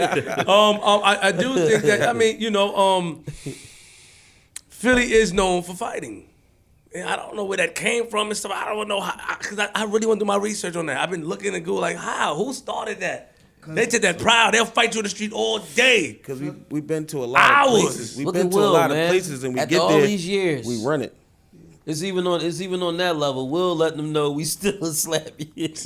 That was what he Will did. Smith letting it be known. Yo, that's, Am I right or left? Are you picking up what I'm putting down, man? Oh, slow down, man. See this box is right there, man. Hold on. Philly, historically in America, it was in the Revolutionary War. It was known as Rebel City. So all of the people that wanted some freedom, the Harriet Tubmans, They ran in they Philly. ran to Philly. So this was a group of people that were fighting actual oppression and tyranny. That were like, yo, if we go to Philly, we could get some freedom. We could fight and bring people back. And it created an underdog. We gotta fight. We gotta grit. We gotta do this because this is like the only place we got for freedom type vibe. And that was before the New York stop. If you was coming from the deep south. So a lot of people and abolitionists tied up there, and that culture kind of like just permeated a little bit. And to be honest, leave the bums and the smokers alone up there too. We got a lot of crackheads that can fight, man. really? Serious. You got some. I'm talking about professional boxers. Hands, boxers. These niggas is real Black been was a boxers bully, back man. in the 80s and the 70s. Remember Black? I remember this guy Black. He was a bully, man. He'd walk up, show you a bean. Yo, let me get 4 of them real quick. I'm about to go to the store and get changed. Come out the store and walk right past you. It's like 6'2". He was big. Boxing, ESPN, like he used to watch his friends. I'm telling you, man. You ain't really want to say too much. My guy Jimbo go to jail and just look like a world-class Olympic weightlifter. Yeah. Like he go to jail and be the biggest guy in the jail and be running it. You'll never know on the streets. He's hardcore crackhead, like hardcore. Right. Breaking So there was a the guy car named, this thin. there was a boxer named Black that did that. Yeah, Black was a vicious guy, man. Black could just take all the young guys' money. Like, you can't be a young guy selling drugs back then. You had to be rough. You know what I'm saying? Right. Oh, he was trying you. Yeah, You can forget about it. They're going to take that pack. Yeah, he was trying you. What happened to him? Give me that. I need Black, that. Black. As far as the last I've known, he's still running around. I seen him not too long He ago. around. Yeah, He's he's still retired now. running He around. done, you know what I mean? Got his life together. He off it. Yeah, he You done know what I cleaned mean? up. I'm proud of him, man. Shout out to Black. Shout out to Black, man. Black, man, keep going. Let me ask you a question. So I did some research just now, right? And I said the first group, let's say the first popular artist come out of Philly, would it be Schoolie D? popular, like, because I had to look that up. I want to know, Rapper you know, artist. because when you say first famous rapper, it says Schoolie D became the first Philly rapper to gain notoriety outside the city, and he remains the most recognizable figure from the city early hip hop days. Would you guys agree that Schoolie D, or was it anybody else? That's true. That's Schoolie D, West Philly, right? He paved the way. Schoolie paved the way. Will, Schoolie, EST, and all them 3 times dope. Larry. So you mentioned the names I never heard of. Yeah, I mean, you know, goddamn. That's the Flip, I geographical. thought you was in that era, man. Nah, I'm 35, man. I mean, I can look it up. I mean, Cool C. Ooh. You I know got that. it. Yeah. They only 35. I thought you was older than me, man. Nah, man, chill out, man. Nah, man. Damn, hold on. I'm just. Damn, why you doing like that? So, you my youngin', huh? And I ain't nobody. What's wrong with you? It's up to T. You go tell him T. Take it up. That's not disrespectful, That's not though. disrespect. I know. See, Lik, why you? That's a term of endearment. Of course, Lik. But why you? That's Why honor. you? You got to be an honorable guy to be a youngin'. You got to be. That's a term you know, of endearment. Why? man. But why I can't respond to it? You just say we looking for the response to correct the response. Well, I gotta correct the response. I gotta correct everything that need to be corrected. That's my job. Oh, corrector. I'm the corrector. So he the corrector and I'm the director. You hear me? Oh, You know what I'm saying? So wait. So, as a youngin, right? Who was the guys that the first group or first hip like we could look up to from Philly? Like they moving, putting the city on. That was major figures. Group or artist? For me. Was it Group or Ram artist? Squad? Nah, I was never a Ram Squad guy. For me, it was major figures. It's not gonna be major figures for him because he tried to rival major figures. Him, Reese Rolex from Major Figures, I and used a to guy battle them named guys, Chuck. man. They was Gillie trying to and all rival of them. Gillie and them, but they couldn't hang on no level. Like they We couldn't. They blew past them Rolex guys. left us and went to the Matter of figures, fact, yeah, man. Rolex left them and went over to Major Figures. Me and Bump, we used to go at it. Me and what's his name? Dutch. Major we'd go Figures, at that's it. Gillie. I know. Wallow. That's they. Went at it with all them guys, man, toe to toe. You know what I mean? They tried, man. They couldn't We stand it. tried, man. Couldn't stand You it. saying group? Yeah. Group or artist? Like who was your person that y'all growing up? You seen the person that's kind of like 3 in your times area, dope. that's artist or group that you kind of like, oh, this guy's from my hood or from my area, He wasn't from my hood, but or just from Philly in general. You know what I'm saying? Like that someone that's from Philly. for me, it wasn't for no. I'm from North. I ain't want to look at nothing that looked like what my experience was. Mm. So for me, it was Will Smith. Okay. It was like everything about dude. He was himself. Mm. He don't gotta be like what I'm into or what my outside look like. And my introduction was he was in this big ass crib in Bel Air. Mm. You know what I'm saying? So for me, I was like, yo, I'm fuck this, that shit. And he ain't never really. I never really saw him on a show where he really compromised who he was, Right. even no matter where he was at. So for me, it was that.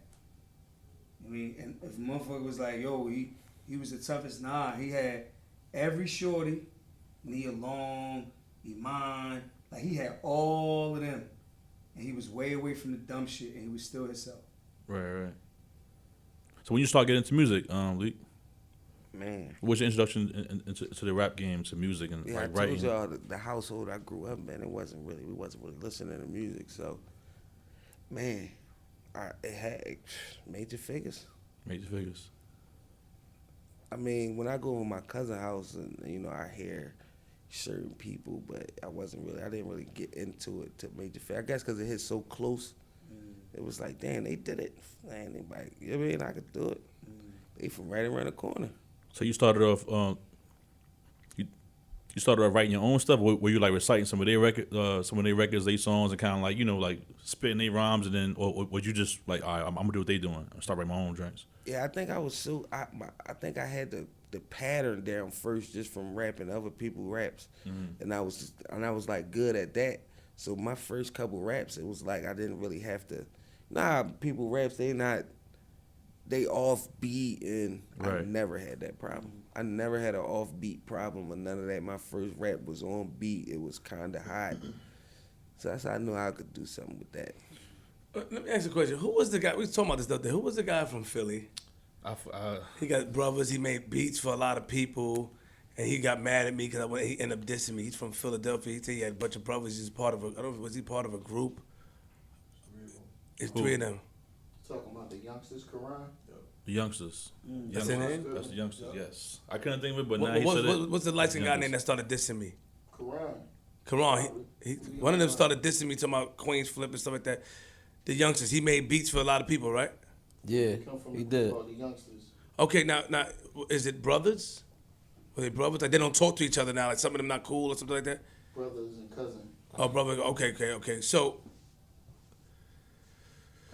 That was early 90s. real quick, like, what was their era? Like, what's his era?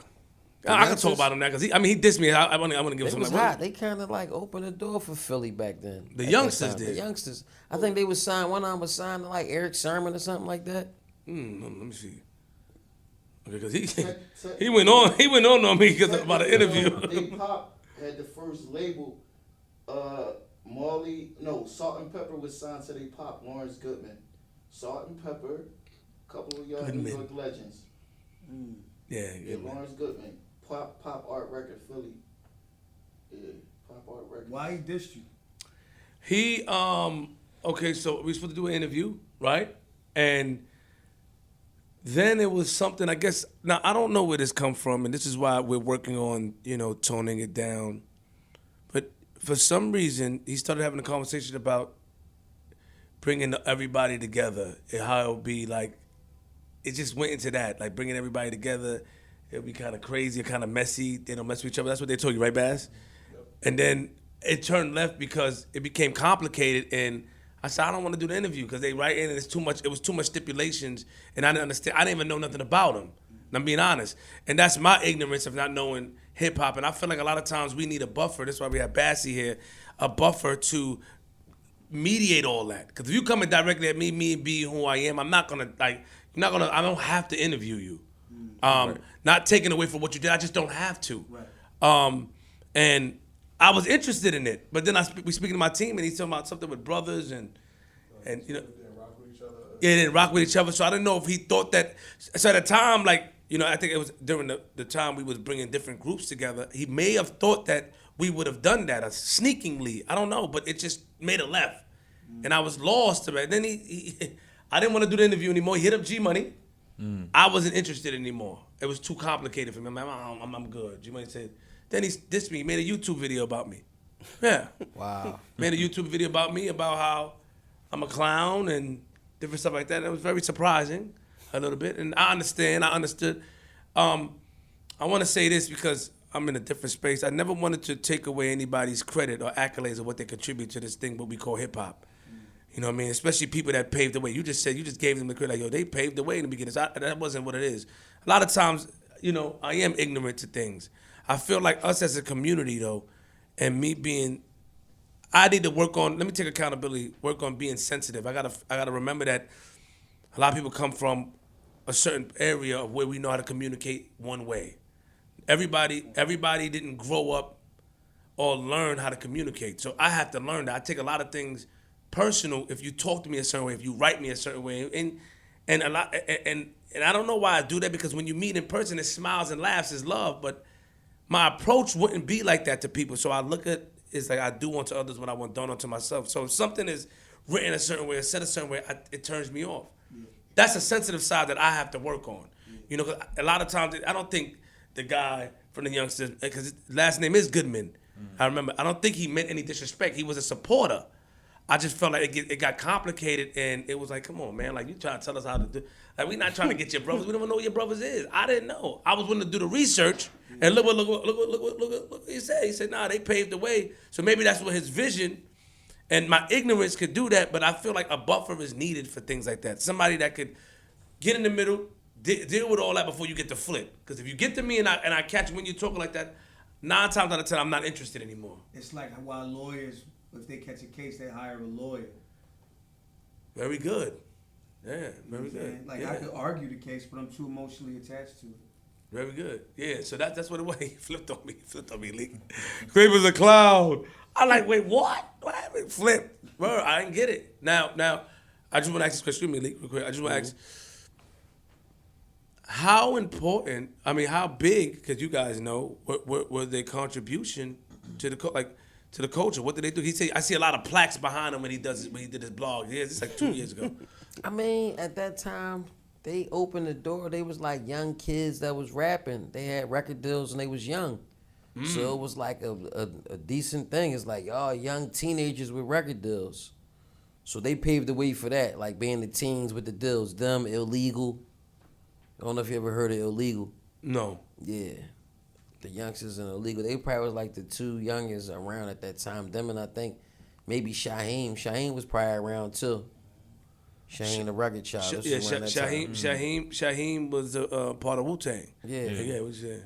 But also on the history side of things, the Pop Lawrence Goodman was one of the first record labels ever. We had Salt and Pepper, might have been Biz Markie, Shantae. I'm not sure which up they would sign a pop art. Besides that, Steady B, EST, the Hilltop Hustlers, Cool C. That's their circle. Yeah. I got it, so I get it. Okay, let's move back to Lik. So, salute to them, though. Salute to them. The people, so the group you looked up to was Major Figures. They was around the corner from you. Lik. You like, yo, if they could do it, I can do it, right? Yeah. Now, you older than Lik, right? For a couple of years. And who did you look up to? Like, who Coming up? Yeah. I looked up to I'm gonna say like Mobb Deep at that time. Like I grew up listening to the Mob, Prodigy, Cool G Rap, AZ, Gangstar, cats like that. But from the city, who did you like from the city? From Philly, Beans, Major Figures from Philly, AR Ab, of course, Cass. Who else from Philly I could say? Kwame.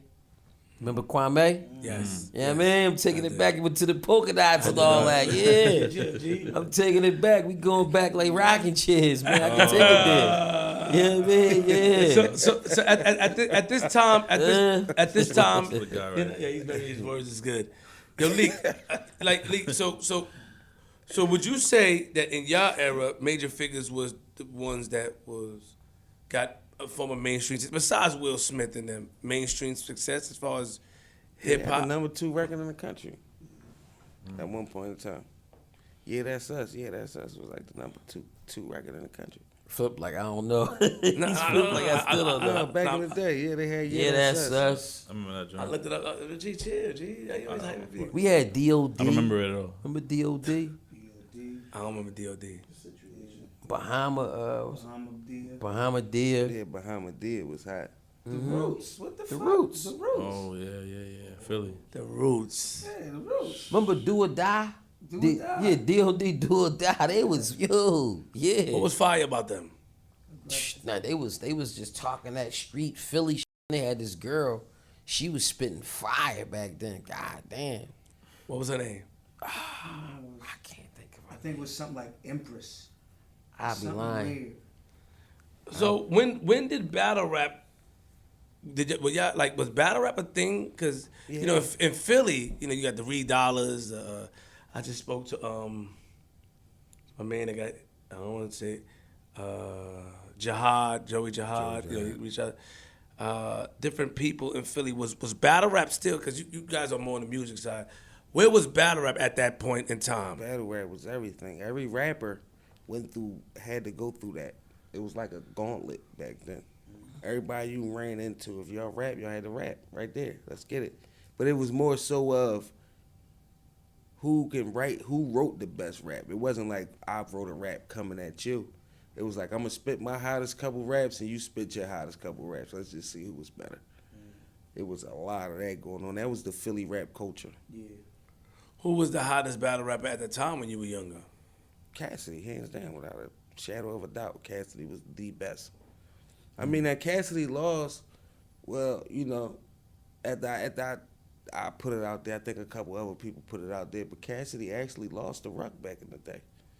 It was one of the guys that was signed with Major Figures. He passed away though, but he was hot. This was one Ruck of the was younger special. guys though that was signed to Major Figures. He was hot. Everybody. He probably was maybe like the bringing- hottest one. Yeah, he was bringing everybody to the hood at that time. Him and Bump. Ruck was But probably yeah, the them hottest guys, they one. was hot. Yeah, but Ruck got out. Probably the only person that got. But he wasn't even Cassidy when they rapped though. He was He was he was that's probably he Butch was the boy Cassidy B. or the Bull B. He wasn't rapping the way that he rapped now. He was more of a bone breaker, like one of them cannabis type rappers. That's when Ruck got out on him. But you know, he tightened this thing up, came back, and they said he got out on Ruck. But yeah, Cassidy was like nobody could beat him back then. I don't care who you put in front of him, nobody could beat him.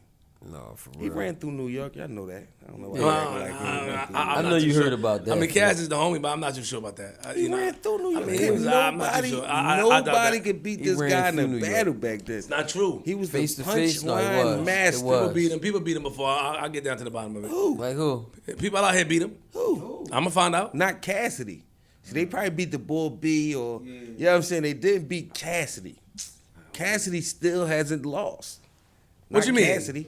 I mean, you know, the new battles. You know, I don't know about the, you know, the URL. You talking about back in the type. days? Yeah, them type battles. URL joints, you know, that's a little different for It's him. different now. All the he yelling had and to really- screaming. But, and all that shit. then freeway, who's that turned the beat off?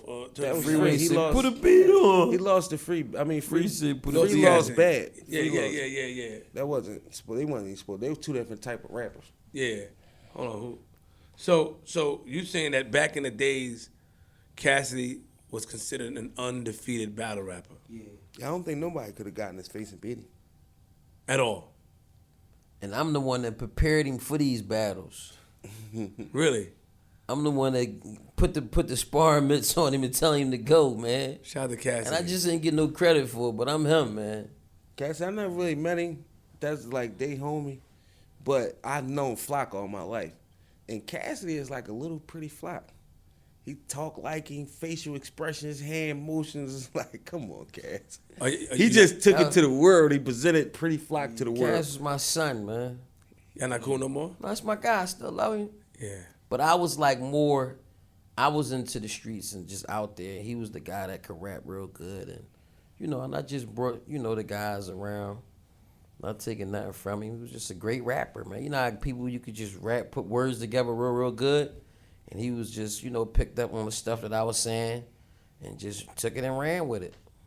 And that's how you know, it became what it became. So who would you say, like, was the second best battle rapper then? If Cassidy was hot, who was? It was a guy.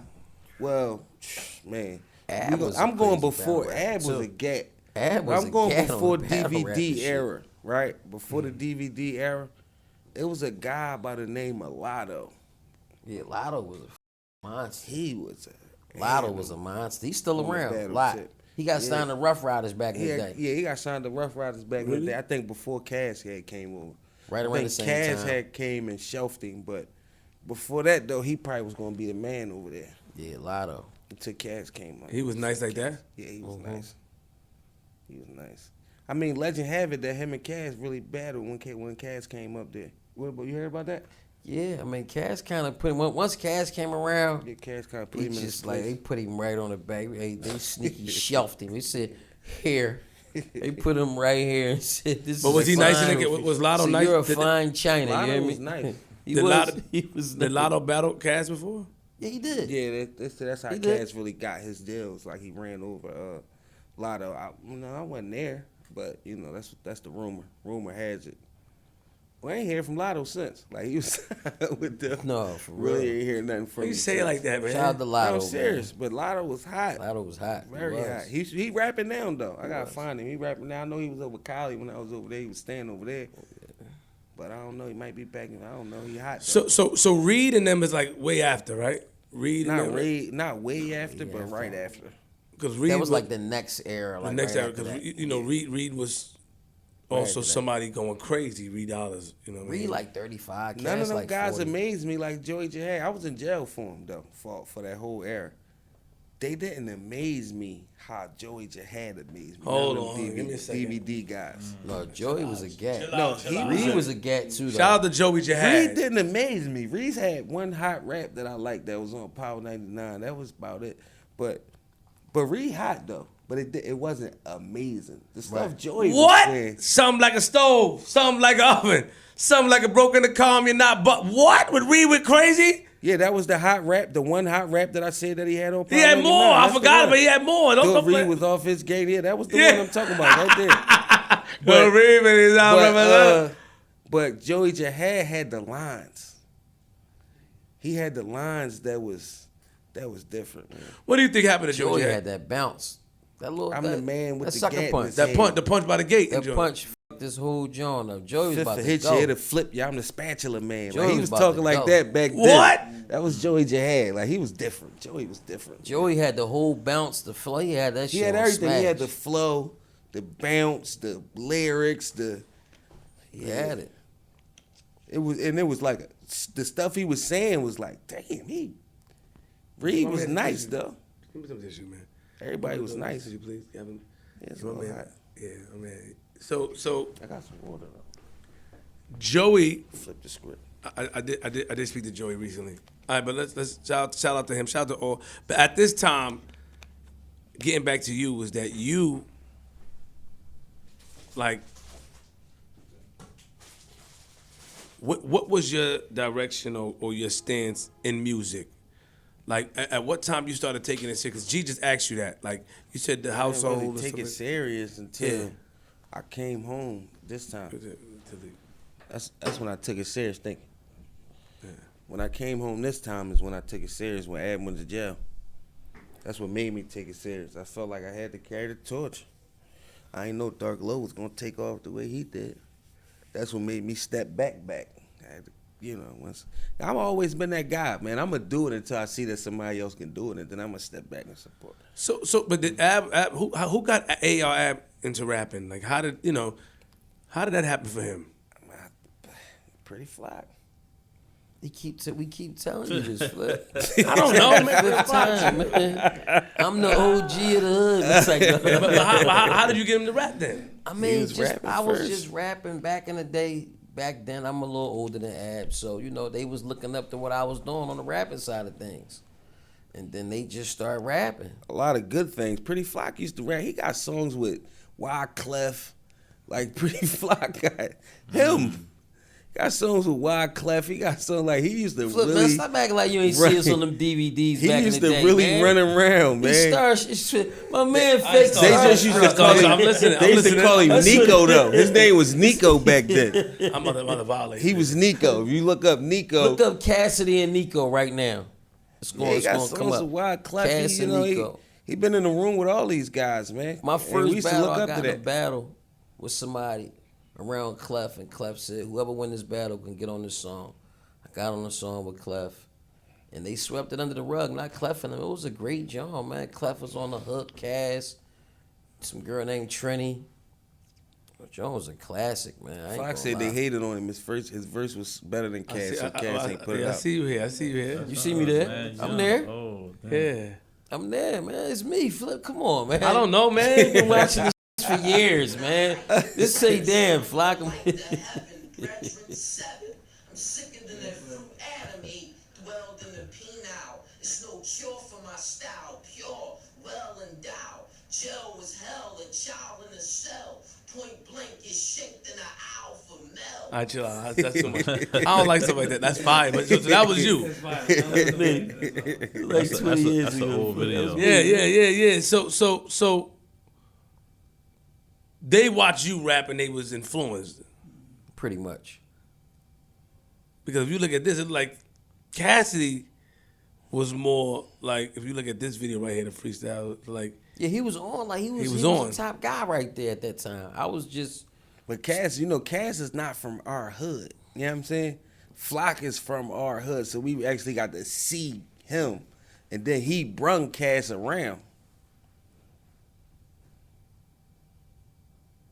You picking up what he dropping down? I got it. I picked it up. So Take that and run with that, Yo. Flip. So when we leave, always say, "Are you picking up what we putting down?" And Nah, give I ain't us the saying that. joint. Nah, Give nah, us nah. our flowers, man. Sneaky.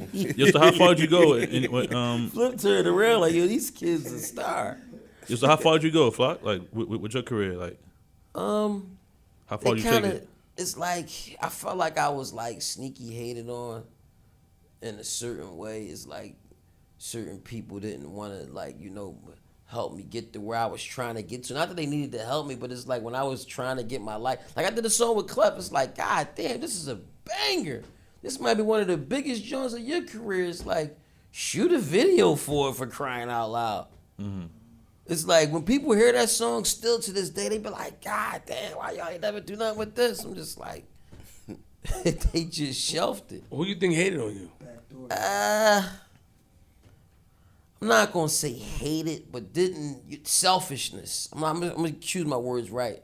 Just selfishness and like wanting to be the guy. only person there. It's like, you ever had somebody like they just want to be the star. They don't want nobody else to get no type of recognition or nothing. That's how it was. I mean, Who you that's talking my about? guys. Like Cass had AR Ab. He had Meek Mills. These are people you had access to signing. And you had Larceny, and you had me and the whole OBH. And it was just selfishness couldn't get him to understand and putting other people on and making some things happen on the far as on the teamwork. So I feel like it was like my own camp that was individually like holding us back, him holding everybody back, not wanting to get nobody So no him light. is Cassidy. Cash, not wanting to give, not wanting What to do you give. base that? What do you base that off of, though? Because sometimes, a lot of times, what I've learned is that we can make it look good, but it's not good. Do you think that you felt that since he was on? What did you know his financial situations? Did you know if he was in a position to put you guys in a good position? Do you think you might be? Because, like I said, some people can make it look good, but it's not good. Was he? Can you say, as Pretty Flock right now, yo, Flip? I know he could have did something. A lot of times we think somebody could do something and they really can't because it's not in their Correct. hands. Correct. It's to the point. Misconception is that. So can you say, yo, Flip, not looking at it and say, yo, nah, I see him on TV and all that, but not knowing you may have to get a sign or he may have to pass it through Swiss to even, or not knowing this, like different stuff like that. Was he in that position to make a decision to put y'all on? Did he have the, like, was Flip, he in that man. position? No, be honest. If I told you the truth Tell me the truth then. of some of the stuff that we like, no, Ab Why said not, a lot of Why it. not tell him the truth? Ab said a lot. Tell me the truth. If you're not gonna tell me the truth, no, no, I'm just I'm- saying. Listen, We want to hear it from the horse's mouth because we know Flock. Like, all right, when Ab said, Ab said it. You see what I'm saying? Of course, Right. we're going to take it. You see what I'm Right. saying? People that know him. Right. But, like, what was it? Because I wasn't around. Right. Because I've heard things like, this is what I've heard. I heard things like he would get, $50,000, $100,000 checks and niggas are sitting around hungry on the couch, like, trying to eat. Like, couldn't even eat. yo, for real, man. It's like, man, I ain't gonna lie, man.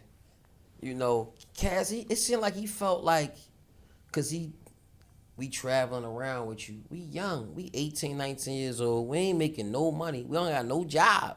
We're traveling around with you as you want me to go get this, you want me to do that. We're your guys to make sure we got haircuts. Make sure we got nice clothes on. Why are we going to events with the same clothes on from yesterday? That makes you look bad. This is your entourage. Why do you got your hair cut and we don't got ours? Why are we the bloke, man, Cass had us shopping down Canal Street, bro, for sneakers. That's embarrassing, and that's a true story. God is my witness, bro. Like, no lie. As God is my witness, putting on this Holy Bible, he had us getting Nikes from down at Canal Street. And The you got a fake- the record fake deal. boys? The fake pups. Dang. He was getting them there, too? No, Or he wasn't getting his them was from real. there. His Who was was us? legit. Who was us? Me, Ab, and our entourage. His entourage. And this is just a true story. This not no diss. This not no slander. This is a true fact. And everybody that was in the camp will tell you this. The Rough Riders that was around, DJ Thorough, TD, like they all know like the selfishness, the type of stuff. We used to have to ask him like, damn, bro, can we go take a shower? Like, you want us to go dirty to the event? seriously, bro. You did flip. Why you had to ask him We to had take to a ask shower just though? because we in his crib. Say we stayed at his crib. Yeah. We gotta be like, damn, bro, like we about to go to an event. Like, yo, can I at least take a shower like before I go here? Like, cause we trying to like hold it down because we know what's home. We like, damn, we just trying to get on, man. Like, and it was just that bad. But people from the outside looking in probably thought like you was in a good situation. Like from the outside, it's like, Dad, you doing this? I just saw you on TV. A week later, it's like, damn, I seen this nigga down north, like with some dick sneaks on, standing at the Chinese store, wiggling his toes. It's like, So he didn't put nobody up? Like, he ain't put nobody that was affiliated to Cass. People that got on, that was around Cass, got on when they broke away from him. And that's just So let's say this though. Let me play That's a devil's fact. advocate. You don't got to because he was young. He was getting a whole bunch of And this money not- coming this from not no- nothing. this is a So it's nothing. not This is it's just- not a slight at him. No, I guess. What young kid, right, coming from nothing? Not because Poverty. he wasn't that in poverty. They was nice. They was living uptown. How do you know that? But how do you know this? Because that's where I'm saying the area that he was living in. It's a nice area. But coming from still, Philadelphia, is still a neighborhood. You see what I'm saying? Coming from that to $100,000 checks, $200,000. Of course, he's not gonna know what to do with it. Then you got his mom is with him every step of the way too. So his mom not gonna let him just blow all the money away, even though that's what he probably did anyway. But she probably wanted to mess more of it up than you know what I'm saying. He spend it on y'all. And believe it or not, this is my first time publicly ever speaking on this topic. This topic was so touchy for me for so many years, and I just never said nothing about it because I never been the type of person. It don't make me nothing to go in here and try to slander somebody's name. I'm doing all right in life. Like, I don't need no extra views to get me any money, which it'd be cool to get some extra chip. But it's like I'm not doing it for notoriety and nothing like that. This is just the topic that's being presented to me, and I'm just answering true questions. This is what really happened. So let me go back to what I was saying before you try to, because you want to do it. You did a pretty good job just now. You should get a Thank you, I podcast. appreciate that. Circle of Honor, Triangle of Trust coming soon. So, very good. So here's my thing, and I can tell it bothered you. I can tell your whole mannerism changed because it's a soft spot. We have to be able to look within our people. We don't, look within ourselves to identify what hurt us or bothered us. Did he have when he had the check? Did he have a big house and stuff? Did he buy it? Was it a big house? Was it an apartment? Just looking at different things. Want me to be honest? Yeah. I mean, to be honest, it's like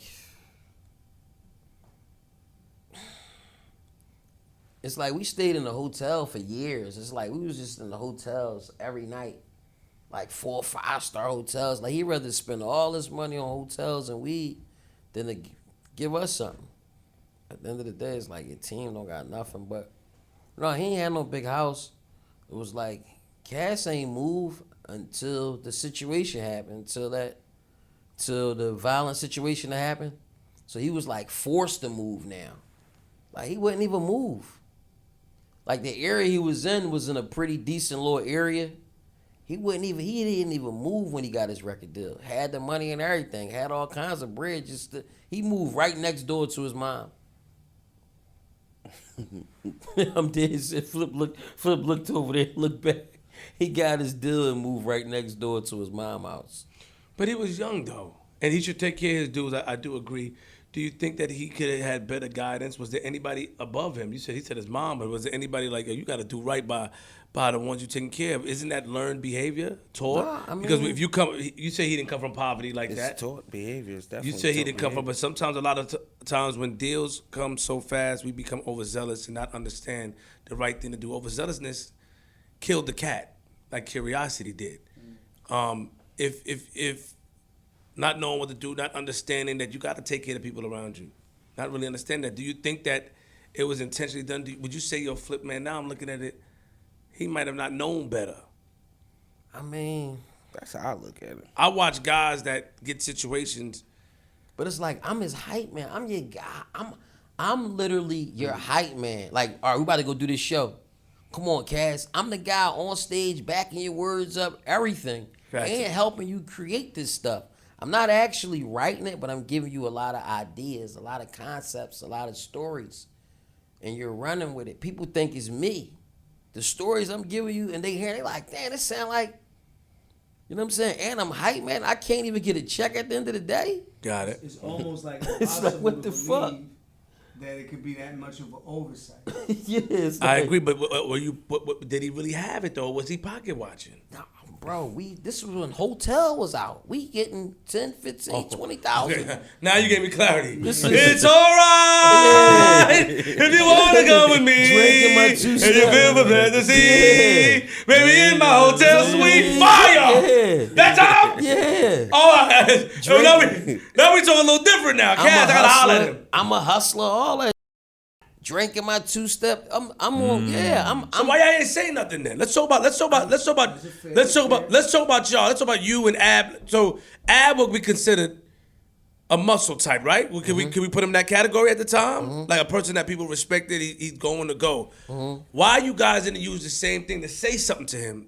We know a lot of guys in hip hop that press their mans. Like, you bugging. Why y'all didn't do that? Was it blind loyalty? No, I mean, to the point, I was so loyal that it was like, people like, dang, dude, you super loyal. Like, they looking at me like, dang, we could just get a hold of Neek and just persuade him to just do him dirty. Like, so many people like, yo, do this to him, do that to him. I'm just like, I'm not that kind of person, Flip.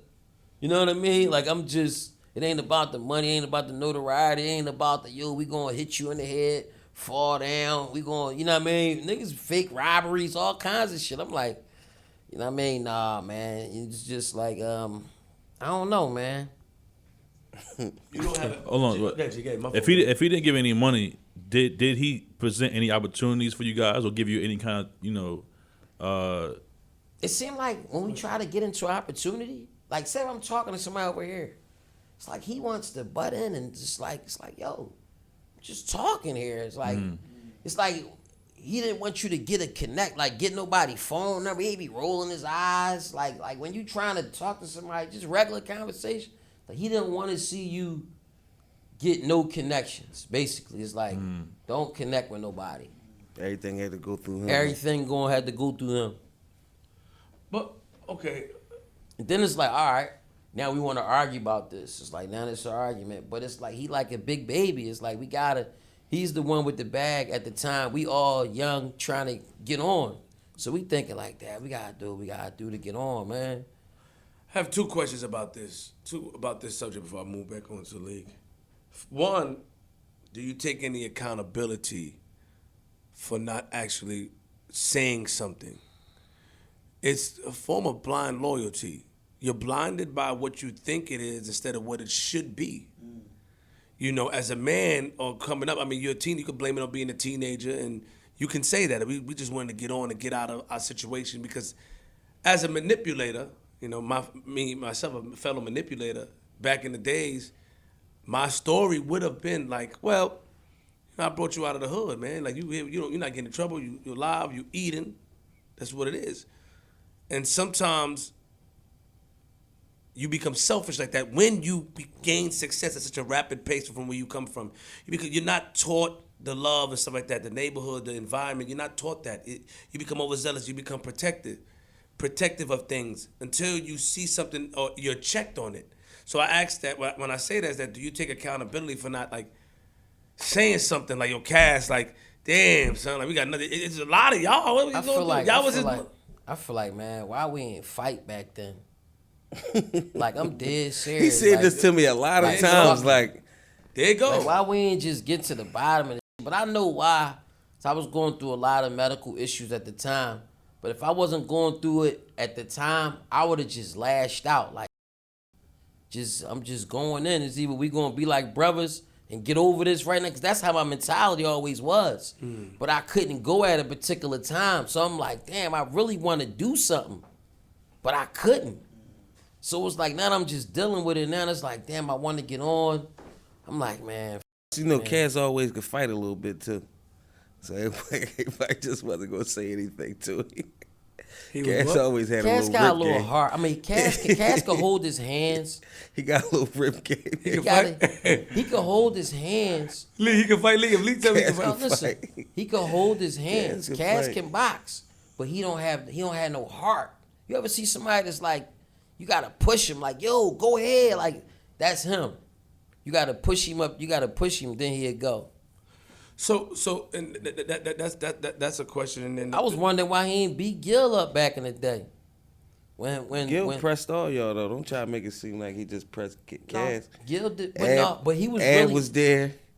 But Gil was Cass really- there. tell a real story. Yeah, And Cass that's had what I like like about Lee. Yeah, Gil tell a real Cass story. had like 30 people with him, man. Like, am I exaggerating? He had a lot of He had people. a lot with of people with him. How many people Gil had with him?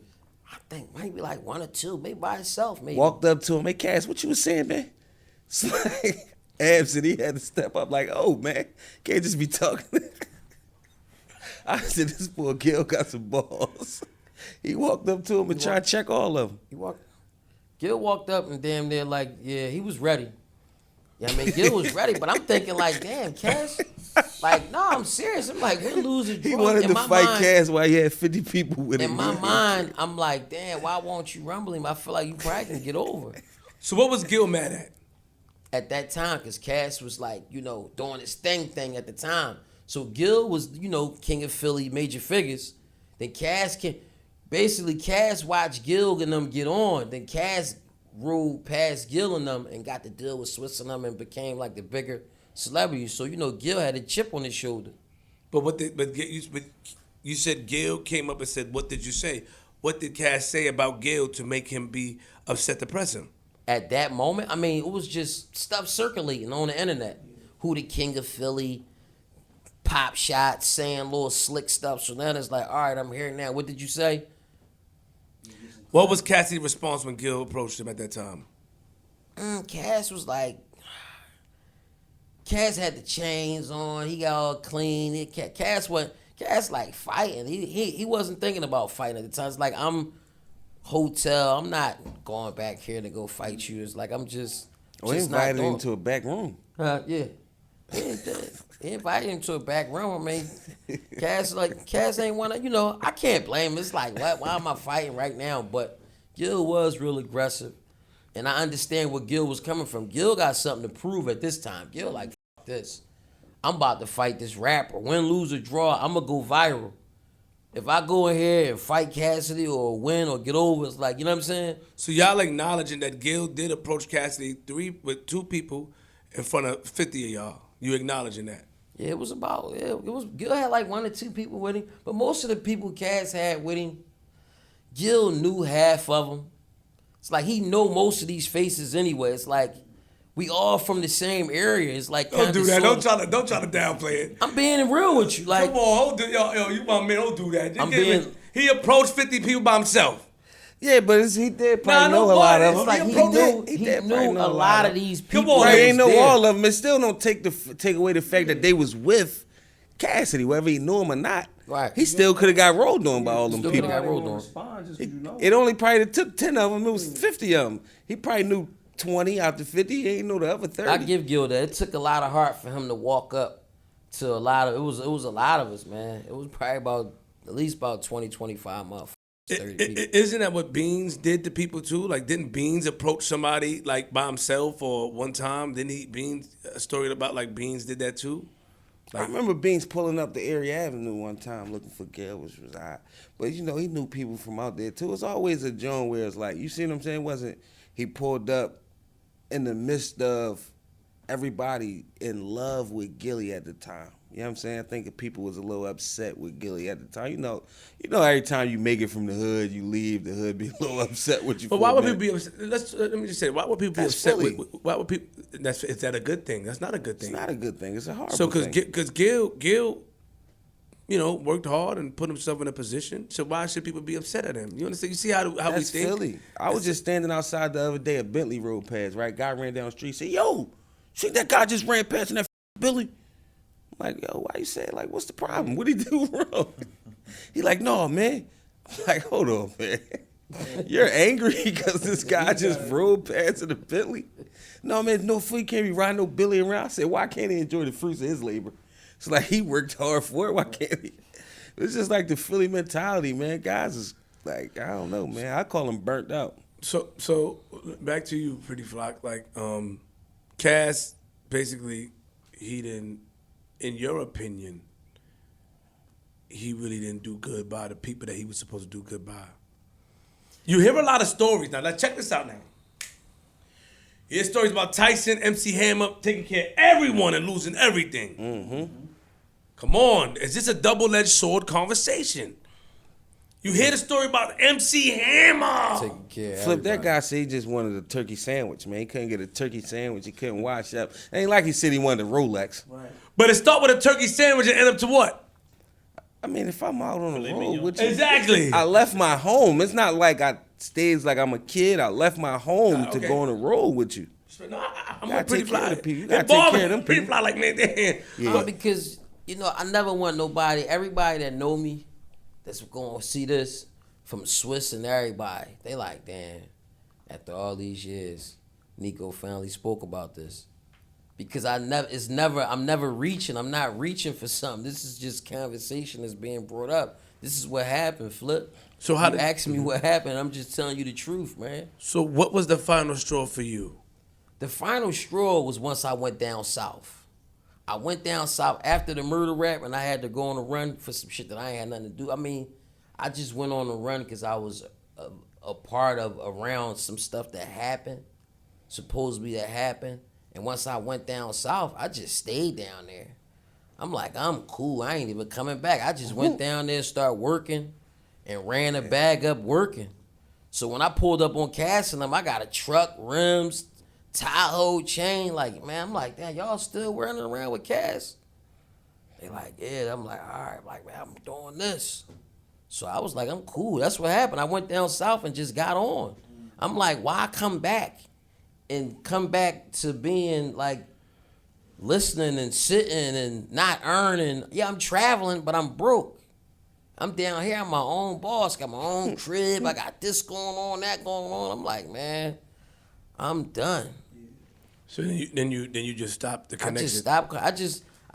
I went down south and I just stayed down there. Whenever I stopped going on the road, they was still on the road. This was like when drinking my two-step was going on. I'm like, I'm cool.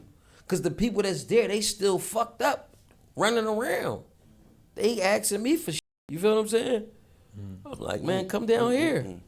I'm being honest. It's on, it's I'm gonna get it's fire. Last question on the Cassidy situation. Like, what do you feel you could have did different in that situation? Like, or what would you have wanted to do different in that situation? Honestly, I felt like, damn, man, I missed my window of opportunity, and I sit back and I be thinking like, damn, Flock, you was right there. You was right. You was really like right there. Before right there was even there, you was there. And I didn't feel like I took it as serious as I should have. It's like, damn, you hold me on. How long you think this is gonna last? It's like we partying. I'm doing all this other stuff. I'm thinking I'm focused, but I'm not that focused. But then when you got your friends that's really working against you, like when you do bring something good to the table, instead of them saying like, damn, we could finally work with this. Wyclef say this is it. His whole camp saying, go, let's shoot a video for it. And you don't do it. It's like both of it. It's like this. If me and him right here trying to do the same thing and I get on, and I know my man been trying to do this his whole life, and he got a song that's good enough to go on with Wyclef, and Wyclef agreed it, I'm going to say, man, you know what? Go ahead. Let's shoot a video for this for my man. And rather if he make it or not, this is the biggest opportunity. I'm already signed. I got a deal. I'm on. I'm getting checks. I'm getting everything. I'm going to do this. That's what I would do.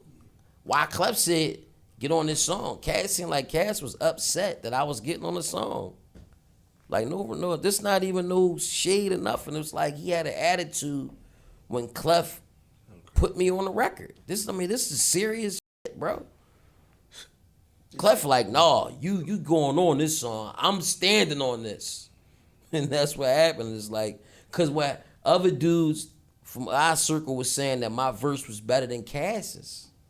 That's what they were saying. And he didn't like that. He want all the attention. Where can we hear the song at? I got it in my email. It was this like 20 years ago. It was out on Big Mike, DJ Thorough, all mixtapes back then. This is when Cass did the songs with like Clef. If you ever remember them joints back with J Records. When Clef was over at J Records. Shells and Trini, all that time. Clive Davis, Trev. This is when Trev was over there. Trevor and all them. Yeah. This was like before when Swiss just was like messing with Alicia Keys around that time. What was that the biggest opportunity you felt he took from you? That probably was my biggest opportunity. Because that one right there could have probably got me a lot of notoriety and could have put me in a lot of bigger places and bigger things that could have really happened. And it wouldn't have cost him. It wouldn't have cost him nothing. The song is done. We got it. It's done. Just shoot a video. Can you email me the song? I definitely will.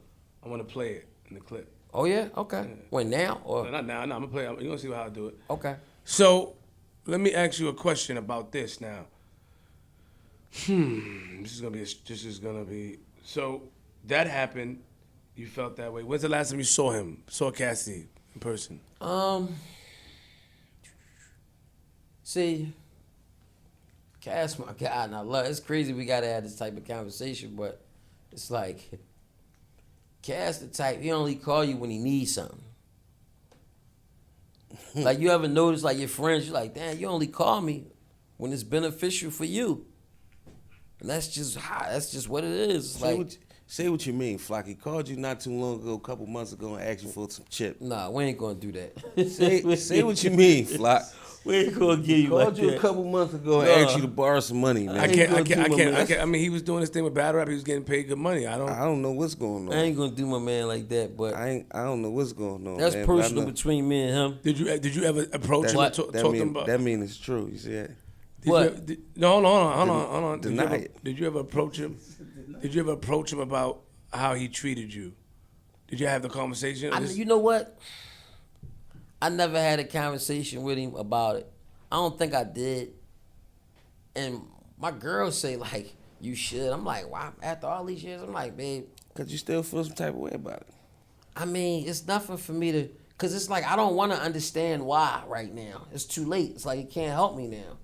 It's like for me to be like, yo, why you do this? It's like When you really already know, he was young, man. He was immature. He wasn't ready for the role that he was placed in at the time. I believe. Right. I really don't want to know why now, Flip. I ain't gonna lie, cause it's just like right now it can't really help me right now. I ain't gonna lie to you. It's like back then I wanted to know, but not right now. What was Meek Mill's role with Cassidy?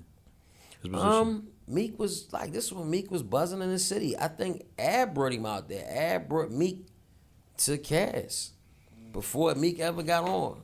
And Cass heard him and was like, he alright. That's it? At the time, Meek was running the city. Like, Ab telling me, like, yo, Meek, man, this boy, Meek, this, that, and the third, boy, hot. Yo, I'm telling you, Flock. So he brought him out there to Cass. I never forget, Cass heard him, listened to him. It was just like, he alright. And that was just it. Gave him the he alright jump. And that's it. That's where it stopped at. He ain't build with him. He ain't bring him into camp.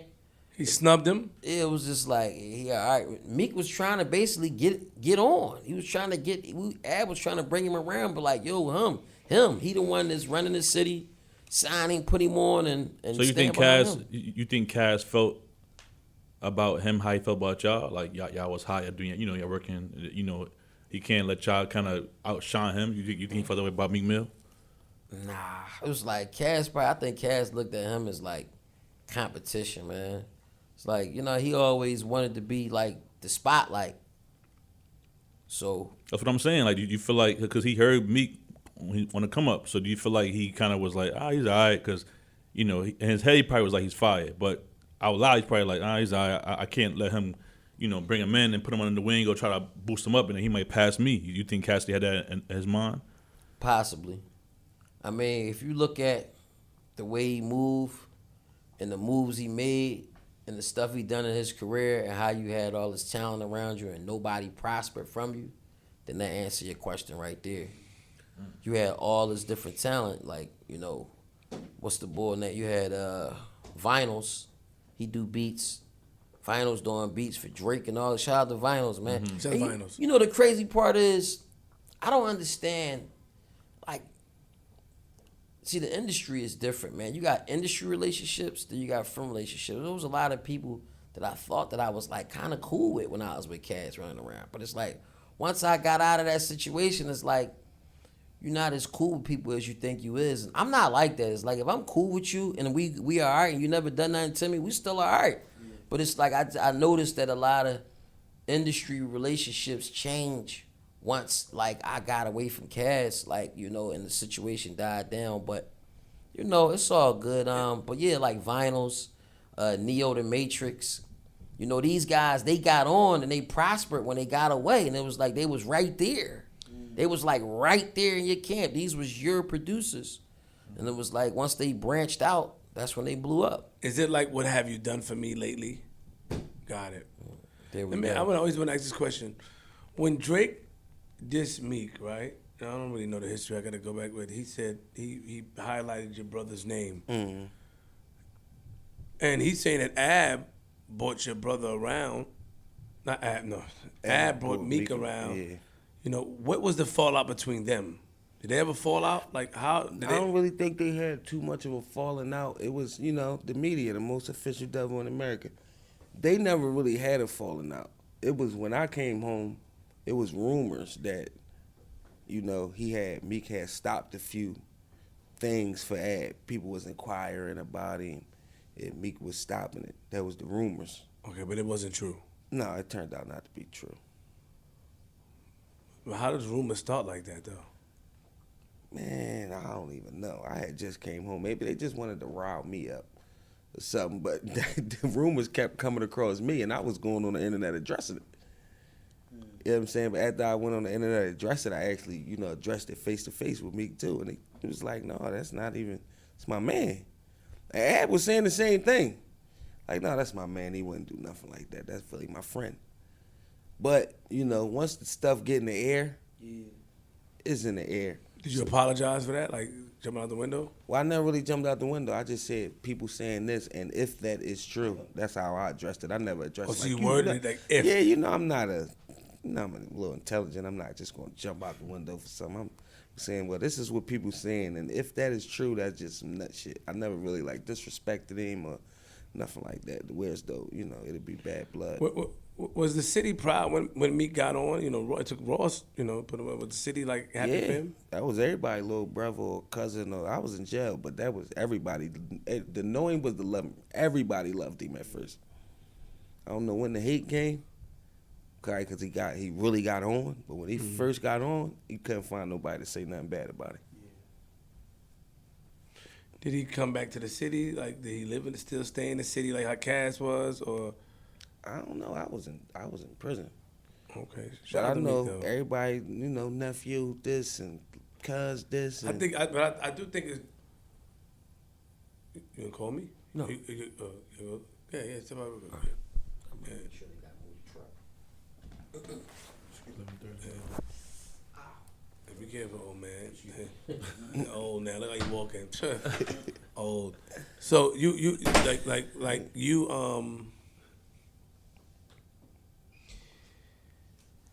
Meek, you was able to rectify that, like, you know, and he was solid. He can't try to be solid, because I heard a lot of solid things about him. I didn't hear any funny things about him. yeah, you hear all the funny things after somebody get money. Yeah, it's wrong, and that's wrong. That's when not you're good. gonna, yeah, that's when you're going to hear it. When he first got on, I didn't really hear nothing bad about him. Ab would never talk bad about him. Never. You would never could get. Even when Ab came home and everybody was in his ear like, why he not doing nothing for you and this, that, and the third, Ab was like, man, he don't have to do nothing for me. I'm a grown man. I'm not asking that man for nothing. I'm gonna get my own. And you know, people just felt like you shouldn't have to. My gripe was, it didn't really take nothing to post him, acknowledge him, because all he needed was just a little bit of push. And I felt like if you wasn't trying to help him in the music industry, then you was trying to force him into the streets, and that ultimately would be his demise. So that's how I was taking it. If anybody had an opportunity to help and didn't, I automatically didn't like you. Because it's like, y'all know him. Y'all know, he'll turn back to the streets fast as shit if he feel like it ain't working out over here. He gonna go try to figure something out. And y'all know that. So I feel like it ain't really take nothing to help, but people act like they ain't know him when he came home. That's why I was like, man, what kind of relationship y'all got? That's why I was upset. You know what I'm saying? I felt like knowing Ab, if I knew Ab, if I wasn't his brother and just like his friend, you would have rushed to help A, because A would rush to help you. You hear Flock just said Ab took him to New York to try to get him to, that's the type of person Ab was. So I felt like that should have been reciprocated fast. But you know. But what type of person was Ab? Was Ab aggressive? Was he aggressive at all? Was his tonality aggressive? Would people be reluctant to help him? No, Ab was loving. He was a different kind of guy. He was a great soul. His heart was like pure. He was one of them guys. Well, he is one of them guys, excuse me. So we know that Ab is currently serving, how much time is he serving in prison? Well, they gave him 45 years. 45 years. Yeah. Feds, right? Yeah, that's what they said he had to do. And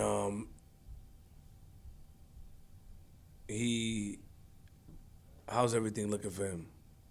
Oh, it's looking great. Everything looking great. That pill looking great. You know, we happy. We pleased with how things going. We pleased with the way the lawyer talking. And, you know, we just waiting. It's a waiting game now. So A.R. Ab was accused of all these things, right? And I remember when you came on the show, you was like, people were, specifically Dark Law, you had an issue with at first you didn't really have that issue, or you didn't really speak about it when we did the interrogation room type thing. Yeah, no, I wanted to wait to talk to him first. And then you said that even A.R. Ab wasn't really mad at Dark Low. You said that when you would speak to him, you told me this verbatim, when you would speak to him, he was like, nah, Low wouldn't do that. What was the outcome of the Dark Low and A.R. Ab situation? Well, they still haven't talked. Him and Ab, Low and Ab didn't talk the whole time Low was home. So he wasn't really getting it. He wasn't getting nothing that was going on. You know what I'm saying? He was in jail, he was fighting, he was trying to, get involved in that. He wasn't really trying to hear nothing. He didn't find out till after. After everything blew up, and he was like, what's going on? Why you and Low gotta, this why. And he got sent, a lot of the pages, a few of the pages, paragraphs that Low was saying, and he understood then. So the story with Dark Low was that police ended up going into his house because he said he had a gun in his house or something like that? No, they was following him. They was following him from the courthouse. We acted a fool in the courthouse. That's when I really thought that he was going to be like one of their surprise witnesses. Because this is a federal courthouse, and he's just snapping about one of the witnesses and like what he'd do, and this rat about to do this. But we're in a federal courthouse. So, of course, they pulled him to the side and told him he couldn't come in and all of that. But I felt like that was staged. I'm like, who does this in the courthouse, federal courthouse? But, they pulled him to the side, and, when he was going home, they followed him home, and they asked you, if there's a weapon inside? He told them, yeah. He admitted to it, For some reason, that weapon wasn't on this case, though. He didn't get found. Well, he didn't get sentenced for the weapon. It kind of disappeared off his case. I still don't know why or how. But I thought he had to do 9 years or something like that. Yeah, that's for the terroristic threats and when you threaten a witness, a federal witness. That's what you want. That was for that. That wasn't for the gun. The gun got dismissed. So he wrote. He wrote. So what it is that he wrote a letter. He wrote a letter to a federal witness. To a federal witness that told on F.D.S. your brother, right? He told on your brother. This guy that. Well, not told on him. He just made up a lie. He never got arrested. This guy that was saying that, he never. There's none that he said is Ab charged for. They just used this guy to paint a picture of who Ab was. He wasn't even charged for a homicide, but they got him to lie and say Ab ordered one of his homicides. He was locked up for about 4 homicides. I don't know if he did them or not, but that's what he was locked up for. And one of them, he said that Ab told him to do it. Ab grabbed his phone, went to his Instagram because he don't know how to work Instagram. So he just had it on his phone for no reason. He never knew how to work it. He never got on there, but he had it on his phone. So Ab went to his Instagram and DM'd the guy and set a whole joint up. That's what Ab was supposed to have done. He said Ab did that? Yeah, that's what he said. Ab went to his phone and did it. So then Dark Low wrote the guy. Because that was Dark Low's friend. Got We it. didn't know the guy. The first time I seen this guy, he had an OBH tattoo on his neck, big as day. That was my first time seeing him. Never seen him before a day in my life. I'm like, who's this guy with an OBH tattoo on his neck? Who is he? It's not from nowhere around where we from. Nothing. He just was a fan, like a deranged fan. But we didn't know him well enough, so he infiltrated, man. He infiltrated. So let's go a little deeper. So all this happened, right? And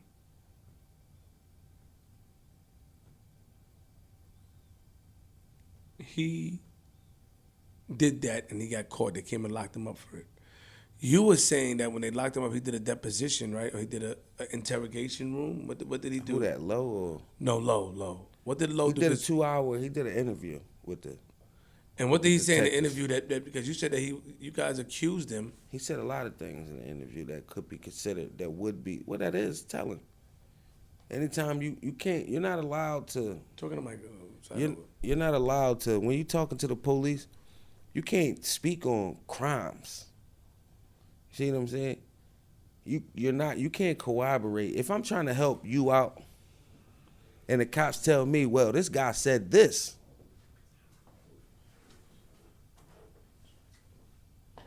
And the cops tell me, well, this guy said this. This guy is not credible. I'm trying to help you out. So anything he say, I'm going to say is a lie. I'm trying to help you out. That happened. You're not supposed to corroborate anything this guy says. Anything. He's not a credible witness. He's not. So you saying, well, Ab said, he said he met Ab around this time. Oh, yeah, he did meet Ab. You're making this guy credible. You're making him credible. You saying that he killed multiple people, that's telling on that guy. You're not supposed to say that. I don't care if he's telling on Ab or not. You can't be in front of them people saying that he killed multiple people. That's called telling. Then I'll be better for y'all out there line. I just can't get around that. I asked him what it mean. He said, I don't remember saying it. But if you was passing your paperwork around all through the jail, man, I ain't no rat. Everybody see my paperwork in the jail. So how you don't remember that being in there? You lying. Somebody's lying somewhere down the line. Because if y'all was going through this with a fine comb, how you don't remember this paragraph, this line being in there when you saying I'll be better for y'all out there? Y'all didn't stop at that when y'all was going over your paperwork in the jail? So nobody looked at that and said, because when I asked him about it, he like, I ain't say that. Ain't. So I read it back to him. He was like, well, if I said it, it can't be nothing about no telling because I know it wasn't nothing about, I know it wasn't telling because I ain't no rat. So you don't know why you said that? No, but I know it wasn't telling. Oh, yeah, get out of here. He's a rat. That's how that went. So, I thought that when he had the interview, he was confirming crimes that the guy was already charged for. It doesn't matter. That's telling. But wasn't the guy charged for it already? I don't care. If you charge for 4 homicides, your thing is I'm innocent. I didn't kill anybody. You don't need to see a statement with Lik Moss on there, a.k.a. Malik Boyer, saying, yeah, Flip Kid killed 4 people, man. I see what you're saying, but I thought the guy was charged. It doesn't matter. He's not convicted. Oh, he's not. He wasn't convicted yet. No, he just was charged. Got it. So he wasn't. Okay. So Even if he is convicted, it's like this guy's convicted of killing 4 people. He's accused of killing 4 people. You don't say this guy killed people and get on the phone and say all he do is shoot people in the head. So what do you say when people said that Lik Moss was sort of picking on Dark Low because you might have felt that? Well, I wasn't picking on him. Hold on. Oh, go That you might have felt that he wasn't doing what's right, or I don't know if what you wanted from him, but he might have not given in to any of your demands. I didn't want anything. I didn't demand anything from that guy. It was that I was holding it.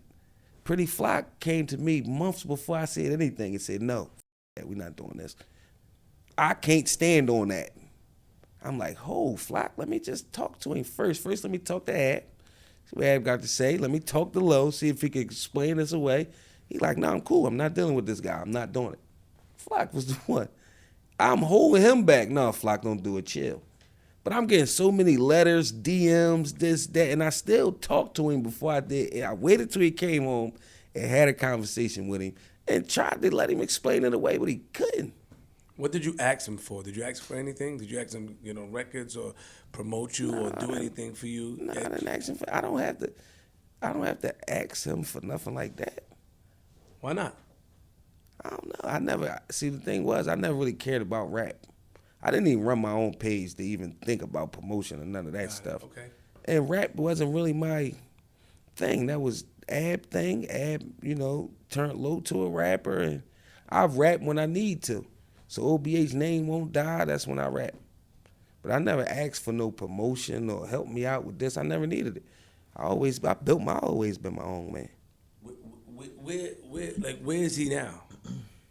No, is he home or he went to prison? I think he in prison. I don't know. He might be in Arizona with the rest of the rats. I don't know. Why you gotta say that? That's where they go. But he didn't. His statement was used in the court of law. I feel like his statement could be used at Ab trial. You know why? Because he's corroborating things that the rats said. So they can just bring him down and use him and say, well, when did meet such and such? In your statement, you said they met at this time. Ab said they met at this time. And he said they met at this time. You said they met the same time Taz met. See what I'm saying? He corroborating a lot of stuff that this guy said. He actually said that guy sold. How you meet Taz? Well, he used to sell drugs. He used to sell packs for me back in. That's telling. You can't say stuff like that, man, to the police. You can't do it. That guy sold drugs for me back on Darien Street. Sold drugs. It's like, come on, man. You just admitting all type of crimes. But isn't that like doing it? Yeah, I got it. Okay. That's what my fault. But then, so I seen a video online where he was, I'm not sure when this took place, but I know he mentioned about how he didn't really know you like that. But when you came home from jail, you say he took care of you, gave you some money. I'm not sure how true that stuff is. He didn't know me at all. He just knew. He didn't know nobody. He just popped up. Right. It ain't like he lived in my neighborhood or something like. No, he's somebody that Ab found, took him under the wing, and built him up to who he is now. So things he's saying, was it true? Like when you came home from jail, did he give you money when you came home? Not crazy amount of money, but did he give you something? When I came home from jail, I was cool. He pulled up on me, came and got me from the halfway house one time and gave me $50. Now, I'm not saying it in a disrespectful way because it was like, I'm just coming home. Everything is appreciated. Mm-hmm. So, of course, I appreciated it. And plus, people just don't do stuff like that. When people got a motive, they do, though, I see. It wasn't genuine. It was always a motive because this guy couldn't remain the same when Ab got locked up. Now you start crossing family members. You start doing things like that. And it's like, you've been a snake. You ain't wait till Ab got locked up to become a snake. You been a snake. You was a snake the whole time. When things was coming up missing out the house, you probably was the one taking them. All the snake stuff you did when Ab got locked up, every time he came around, he did something slimy. It's the only time he came around, and every time, not excluding one time. Every time he popped his face up, and he only popped his face up 2 or 3 times since when Ab got locked up. Every time he did some slimy stuff to people that's like, close to us. So it's like, dude, it just wasn't really us. That's not who we are. We not slimy to people we don't know. The people we know, we're family. We take care of each other. Pay each other bills. People come ask me, pay the rent, I'm paying the rent, light, water, whatever. You taking from us. It's bad, man. So they just went back and forth online, and then, he said, so he just gave back and forth. I was checking. That's my nephew, so I had to, you gotta spank your nephew sometimes. That's all that was. It was a verbal spanking because I didn't want to do it physically. So I knew if I take it to the internet, I wasn't going to do it. When you saw him face to face, you didn't see him after the attacks, though. Nah, I was trying to meet up with him, and he really wasn't trying. This before the attacks, he wouldn't meet up with me. Wouldn't get me. I'm like, yo, what's your address? I'm pull up on you. He's on house arrest. What's your address? Pull up on you. No, we could meet downtown. get lunch or something like that, this, that, and the third. Well, every time it was time, he wouldn't meet up with me. I never knew what that was for. You know what I'm saying? But I guess it was about that statement. He probably thought that I was going to do something to him. Got it. You put hands on Mikey T. Did you ever work that out and apologize? What I'm apologizing for? He came to my neighborhood talking about me. Apologize. I don't have no reason to apologize. You indulged, like you entertained and you allowed Mikey T to use the content. No, I didn't allow him to do anything. Did you not participate in anything with him? Like you didn't speak? Yeah, I did a blog with him, but I always tell him though. You see what I'm saying? I always let him know that what he was doing wasn't cool because you making a lot of money off OBH and you ain't sending a coin. So me and him always had little disputes about that, but I never really. Wait, hold on. Wait. How do you know how much money he was making for him to send you a coin? Well, his views. You're looking at his views, most of his content. I know how the YouTube game work. Most of his content since Ab got locked up a little bit before and after was majority OBH. We got you majority for like a 4-year span. Man. All your content was OBH. And you using this to make money. We know, me and him, we know that this is what he using to make money. But it's like saying, Ab 50 cents. You don't got to send him much. Ab don't want to send him $50. Send him $25 whenever you get paid on the 16th or the 21st. One of them. 21st, yeah. The 21st. Send him $25, $50. So that was your reason. No, that wasn't my reason.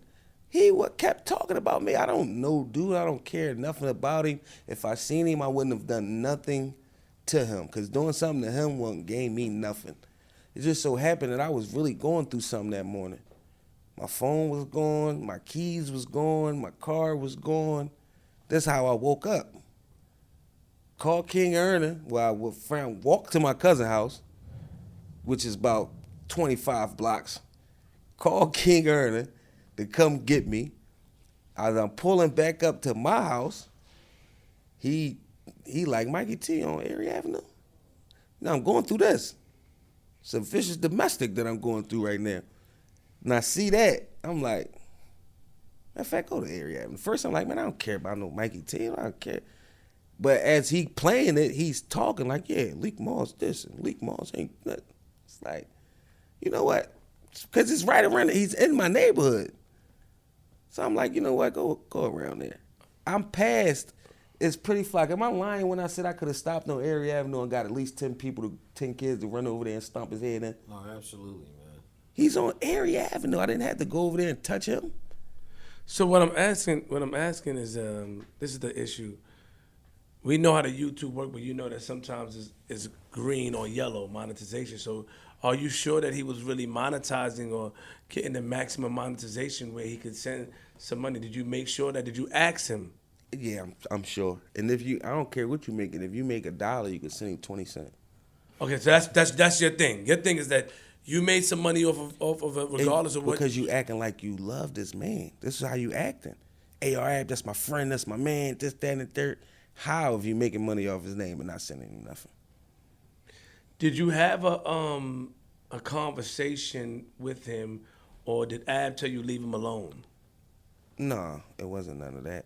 I had a conversation with him, but it's not serious. But how? Because I wouldn't have been mad to the point where I wanted to fight him about it, though. You see what I'm saying? It was just like, yo, why you just send him a 50 cents? It wasn't like a beef that we had. But how do you feel?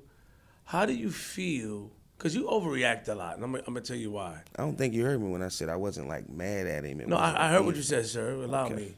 All right. You're my friend, so I can say this. When I mean overreact is that you talk in a very friendly, extortionist way. Let's talk about it. You have a way of talking that when people sit down and think about it, they're like, wait, what you talk? That's how you talk. So it's like you give ultimatums, but in a kind way. You do. I've heard you talk. You never talked to me like that. You know, because you never disrespected me. I would have took it like that. Like, man, Lik, what you saying? You ask questions. Your tone is very low. You're not yelling. You say things very. So, do you think that you might have, by saying that to Mikey T instead of saying, "Yo, Mikey," like, you could have talked to him, meet up with him, Mikey, come see, come sit down with us. Flip, Yo, you know I can talk, Flip. I know you can, but you very like. Yeah, but I'm not. You got gonna, demanding ways in the way. If I did that, I wanted it's because that's what it called for. But I'm not that guy. I know you're not that guy. I never experienced that, but I've watched. I know a lot of words, and I can use a lot of words, and I didn't. I wasn't aggressive. I might have been aggressive on maybe one or two because he's really an asshole. I don't think y'all really know this guy. Tell us why. He really a sarcastic. He really is. He'll do it. He'll play a real game with you, man. But that's what he do. He wants to get you like that so he can post it and get the views. And, he got good at that. So I got good at not playing none of their games, none of them internet games. And you put hands on him and stuff like that. And then what happened after that? I didn't go search for him. He searched for me. What happened after you put hands on him? Do you remember? As far as what he did? Yeah. He ain't called the police. No, but He waited for the police. They never came, so he left. He thought the police was going to come. So he went on the internet and then y'all just left it alone. There's no more issues with Mikey T. It was never an issue. I'm I saying, took my frustrations out on him from something that I was going through. That was it. But I also see you react to people. Remember the whole, what's that guy again? He ended up attacking me to Shady. You remember that whole situation? He was attacking me for months. I never said And then that. you became like so it kind of confused. That guy What's lied your- about me for months, man. What's What your you want me to angle do? on these things? Like the Shady guy ended up attacking me because I didn't want to speak to him because I was cool with y'all. He ended up attacking me. Then you have the Philly 48, Johnny Mac Mac. and them, and these people that you end up having a dispute or misunderstanding with, right? You end up either rectifying it by a conversation. Did you? Because I control. I'm like a guy that control everything. Okay. It started spiraling out of my control, and I need to get a grasp back on it. So that's what that was. Respect. I like to control everything. Do So you- with him, it was like for months, you ran it on. You did a whole lot of stuff that was like could be considered telling. Did a lot of dry snitching stuff. You did a whole bunch of DMing people about stuff you weren't supposed to do that. Okay. He did a whole bunch of just telling stuff that was outside of his character, which I see like now. I see if you're under pressure, I guess that is your character. You know what I'm saying? So it was getting a little too out of hand. You know what I'm saying? When people keep calling me about this guy and this, that, and the third, they saying this. And anybody who know me know that, whatever this guy said, 99% of it was a lie. Long as 1% is the truth, then some people will believe it. You only need a little bit of truth with a lot of lie, and people will believe it. But that's why I never really argue back, because it's like, damn, people who know me, they're not going to believe that. But I was getting like, the more he was talking, it was like, damn, people start to believe this. So, I had to put a joint on it. Plus, it was like certain things that I did when I did speak, I might have misspoke, so I had to go back and correct that. Just because a nut don't mean you got to be a nut with him. Do you think you might have jumped out the window? Because when you said it's not his character, he had a character of being a guy that put in work. No, just, being solid. Everybody put in work in Philadelphia. No, but so Shady People really, he had a reputation of solidness. before that. So that's why nobody could really believe the things that he was doing. It's like, yo, is that this guy really on there doing this? But no, that was him. He was live. That was him. He might have been going through something mental, but you did those things. Was he a part of OBH? No, he was never a part of OBH. He wanted to make himself a part of OBH, but Come on, stop with the slick. See, there you go again. Like that's a passive aggressive slick talk. Did your brother rock with him? Was he a part of the crew? Yes or no? I mean, he was Moss's friend, so that's what got him accepted. But I never wanted. I always told you see my friends, you see the King Earn. You never hear King Earn say OBH. He's OBH. Never. I never. Never. It's just that people. That's the ulterior motive. They get around me. And you want to be OBH to get close to Ab, because Ab is a great guy. You can ask him for anything, he's going to give it to you. But you did give him credit and say that the Shady guy was a solid guy, and then the things that he was doing. Yeah, I mean, everybody is a rat is solid until you. Why you gotta? No, because it's the truth. Man, You are who you you giving a double are. hand? You don't have to can't do be, that, Lik. No, listen. Okay, go ahead. I believe if you 30 years old, right, then you go to jail and be a homosexual, you've been gay.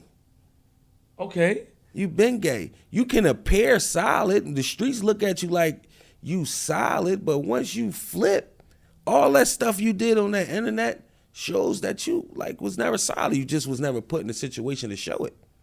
That's all. I mean, anybody can hide who they are until they have to show. Once stuff become instinctual, that's when you know who they are. Anybody can plan thorough. Oh, I'm gonna do this today. I'm gonna seem thorough. I'm gonna get on the internet. I'm gonna do this. This gonna be thorough. When something, boom, happen, then you gotta be instinctual. You gotta show who you really are. And I guess that's what happened.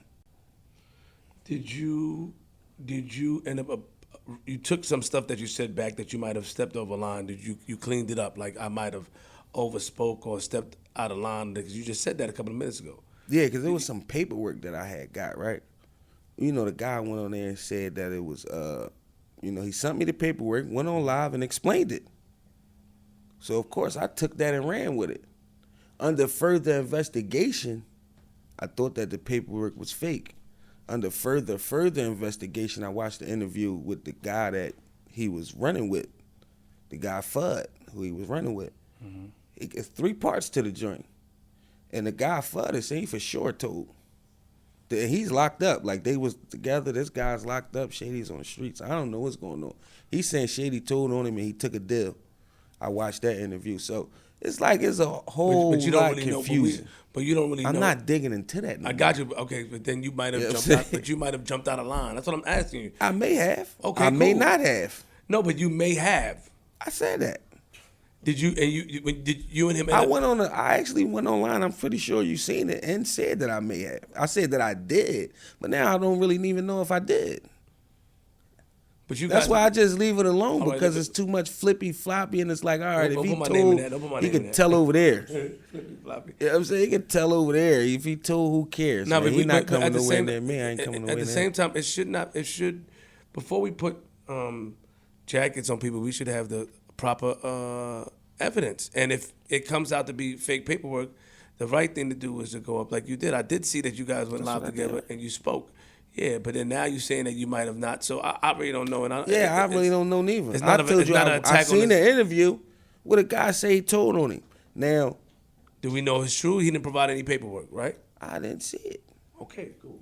I just know the guy for being a stand-up guy. He know the guy for being a stand-up guy, but who knows? Which man? one is stand-up? They both stand-up. Fudd.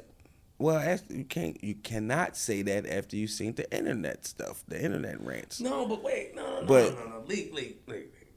What? People think King Erna is crazy, but he's one of the most stand-up people I know. I like him. They think he's crazy, that stuff he said. But if you found out, now you saying he stand up today, right?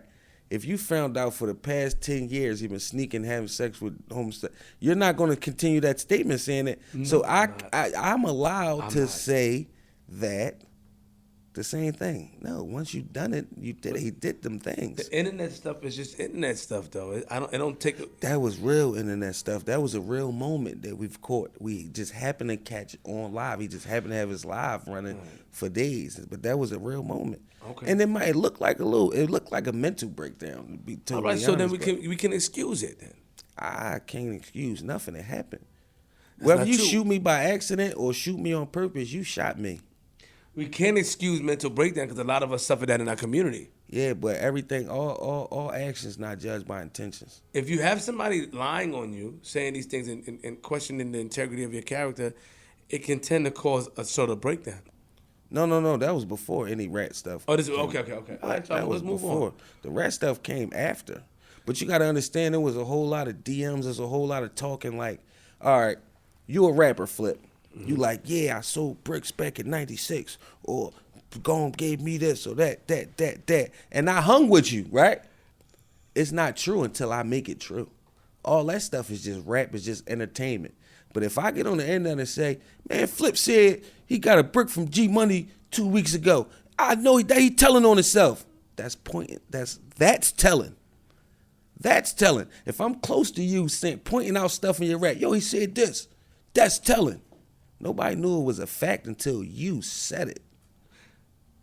I understand. Because you was close and you know certain things. That's what people thinking in their head. Oh, he was close. He knows certain things. So if he's saying that, that's telling. That mean that happened. He started that whole AR-AB telling on himself thing. It was entertainment before he started. They believed the stuff to be true because he said it and he used to be around. So that's how it started with Shady guy. Shady was saying that AR-AB told on himself. Yeah, he was pointing little things out, but it was like, why are you making these entertainment things true? They was entertainment until you made it true. Oh, I see how you see it. Okay, I got it. I put it together. So that may have not been his intentions, but it's still, in your opinion, is cause and effect. They still can have an effect on I what's feel like going we on. old enough to like not make them mistakes. You see what I'm saying? There's certain mistakes we old enough not to make. Like you'll never see me do no stuff like that. Okay. I did plenty of interviews. You'll never see me slip up and tell on myself or slip up. But if your brother, if you're no disrespect, if Ab was saying things in music, purely entertainment. Okay, respect. Johnny Mac and them, how's everything with them? I see that, shout out to them. Johnny Mac is my guy, man. He went through his little thing. He a guy that got a great heart, and he's trying to do great things. Mm-hmm. But Philly is Philly, and he let people take him off his square a lot of times. Mm-hmm. You know what I'm saying? So it's that's just it for him. But he got good intentions. Okay. And I think he's gonna do some big things in Philly. And his brand is Philly 48, right? First Philly. Yeah, Philly First 48. Shout out Johnny Mac. Shout out to Johnny Mac. Talk to us about. I'm gonna let G, not let. I want G to head speak because he got this new movement he's doing. I see him. That's later though. Oh yeah, I see him organizing this. Yeah, I know. I saw it. Nothing, I just saw your movement, bro. You know nothing. You trying to sneak and do things. I saw that. I just saw it was lit. Music. Let's get into music. What's going on with the music? Well, we just dropped a mixtape like 2 weeks ago. OBH and Nothing. Right. It's like a couple of the original OBH members got together. We got so much music, man. We just get together like 2 or 3 times a week and just record. And just start putting it out. So OBH Nothing is the first. That's the first installment of the OBH and Nothing series. So we just dropped that like 2 weeks. It's 9 tracks. It's featuring like Pretty Flock, OBH Razor, OBH Birdo, OBH Baby. Who else? Flock? That's it. C Dot. C Dot. Yeah, OBH C Dot. Shout out to No Frills on the That's host. it. Yeah, No Frills. Swag 100. Yeah, that's about it. Oh, and yeah, right before that, I had dropped it's like a freestyle mixtape, but I dropped it straight to my website. I'm going to drop it on iTunes in like another week. I got to let the money slow down. But I'm going to drop it on iTunes in like another week, though, once it slow down. Yeah, Pretty Flock. So let me teach you something, man. You see, when you're on camera and stuff like that, you got this phone binging. We let you slide 4 times. Now I'm gonna get at you. This is the flip you wanted. Now I'm gonna get at you. See? Now I'm saying you got my man up here. You let it ring. You're sitting there. We got Pretty Flock on the couch. You're in all white. You know what I'm saying? Like you stick out like a sore thumb. Put the phone down. Stay focused. Yes, sir. Flip. Oh, see now, you keep me calm. Yeah, shit. with the reverse You psychology, diffused me quick. Flip, but you're a lot nicer than what I thought, man. I thought Flip was gonna jump out the closet with a cat with a clown suit on and jump on your back. And, Nah, see, this the problem now we having with some guests. Like they don't want to come to the show because they think they're gonna come up here and get that Flip. But we, it's different up here, man. So yeah. The rest of y'all that's tuned in, man, it's okay. It's just cool. It's it's the cool. Chili Flip. Come through. Ain't nobody belly to belly suplex Flip or nothing and get him back right. Did they? Nah. If I get belly bit, I'm a type of person. I have to get revenge back. Right. If I have to sneak you, if you bigger than me, I have to get revenge. I can get it. But these guys are strong out here, but I have to get revenge. I have to. Flip, you act like we don't know who you is, Flip. We know that you used to protect people back in the day. I did. Like you're not this, podcasters like, oh, I was never in the streets. Flip, you used to protect people back in the day. I did. All right. We know this. We never had this conversation, did we? No. You didn't know I knew these things, did you? No, I didn't know that. Yeah, I know. And I do my homework just as well as you do yours. You know what I'm saying? But don't do So that. you was Suge Knight holding him off the Don't do Eiffel that. Tower, man. Don't do that to me, Lee. Don't bring. Listen, Say- let me just say this real quick though. I'm gonna skip past that. I wanna say this though. I think that first and foremost, I would love to talk to AR Ab. I mean, if you could definitely set that up and see if that he'll be interested to talk. It's like, just want to ask him a couple of things. I think we want to shine light on the positive stuff that I know he got cut in the head in jail, or right? It was the head or something. Yeah, it was like a little guy ran past and he was on the phone. Guy ran past and just like did a little quick. He's like tried to slice a lot of people. He was going crazy. It was a mental thing with him. He's screaming. People was trying to take his daughter. Like that's what he was screaming. Somebody did something to his daughter, and he just went crazy. And Ab ended up being all right, right? I know for a while. Yeah, it was a scratch. I just want to say, man, you and Erna and you guys in Philly, you've been showing me a lot of love, and I appreciate it. I consider you guys my family. I appreciate your patience. I appreciate who you are. I appreciate what you do, and it means a lot. You know what I'm saying? I consider you guys my friends. When I go to Philly, I'm coming out there to hang out with you guys because of the love, is unmatched. And I didn't really think you guys knew anything about me, but you didn't treat me. You see, a lot of people I control my environment. Let me say that.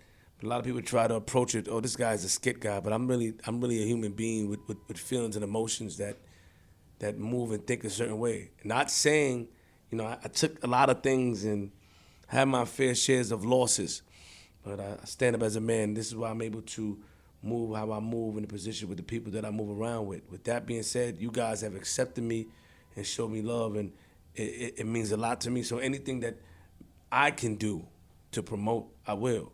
You know what I mean? I think you're a talented guy. Appreciate I know that. sometimes I see, I do wish that things would be, different, because I think that we need to highlight the talent more, you know what I mean? But a lot of times we highlight the negativity. Man, that's what they And do. but you are talented, and I remember you did a whole like a mini movie that was fire, and it just need to be highlighted. Right. And I am gonna put in the description the mixtapes and stuff, and I think it needs to be highlighted and shown love to. And I appreciate you being my friend. That, you know what I'm saying? I know you're not an emotional guy, but I just want to say that you're my man. I really am emotional. I'm a Cancer. Yeah, well, you're not really emotional because you're not gonna show me that. You'll flip. You'll flip. I cried on the interview before, man. Which one? The Philly Fame interview. She started talking about my parents. I lost both of them. Oh my God. So, I dropped a few tears. I dropped a tear too. I got your fingers in. Couldn't help it.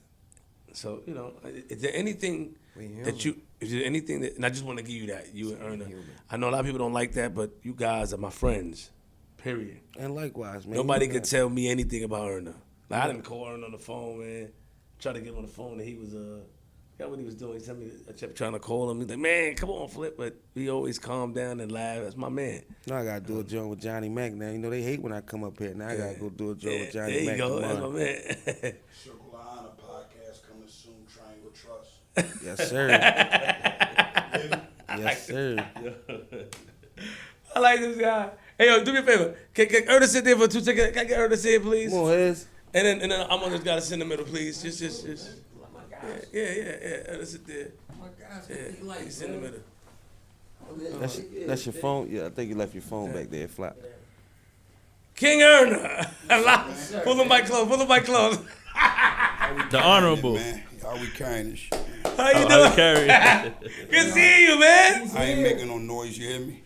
Congratulations, you got a new bundle of joy coming. Yeah, I got a little boy on the way, man. I'm happy about that. Another king, man. You know what I'm saying? How many children do you have? I have 4 boys, 1 girl, and I'm about to have another boy, so that'd be 5 boys, 1 girl.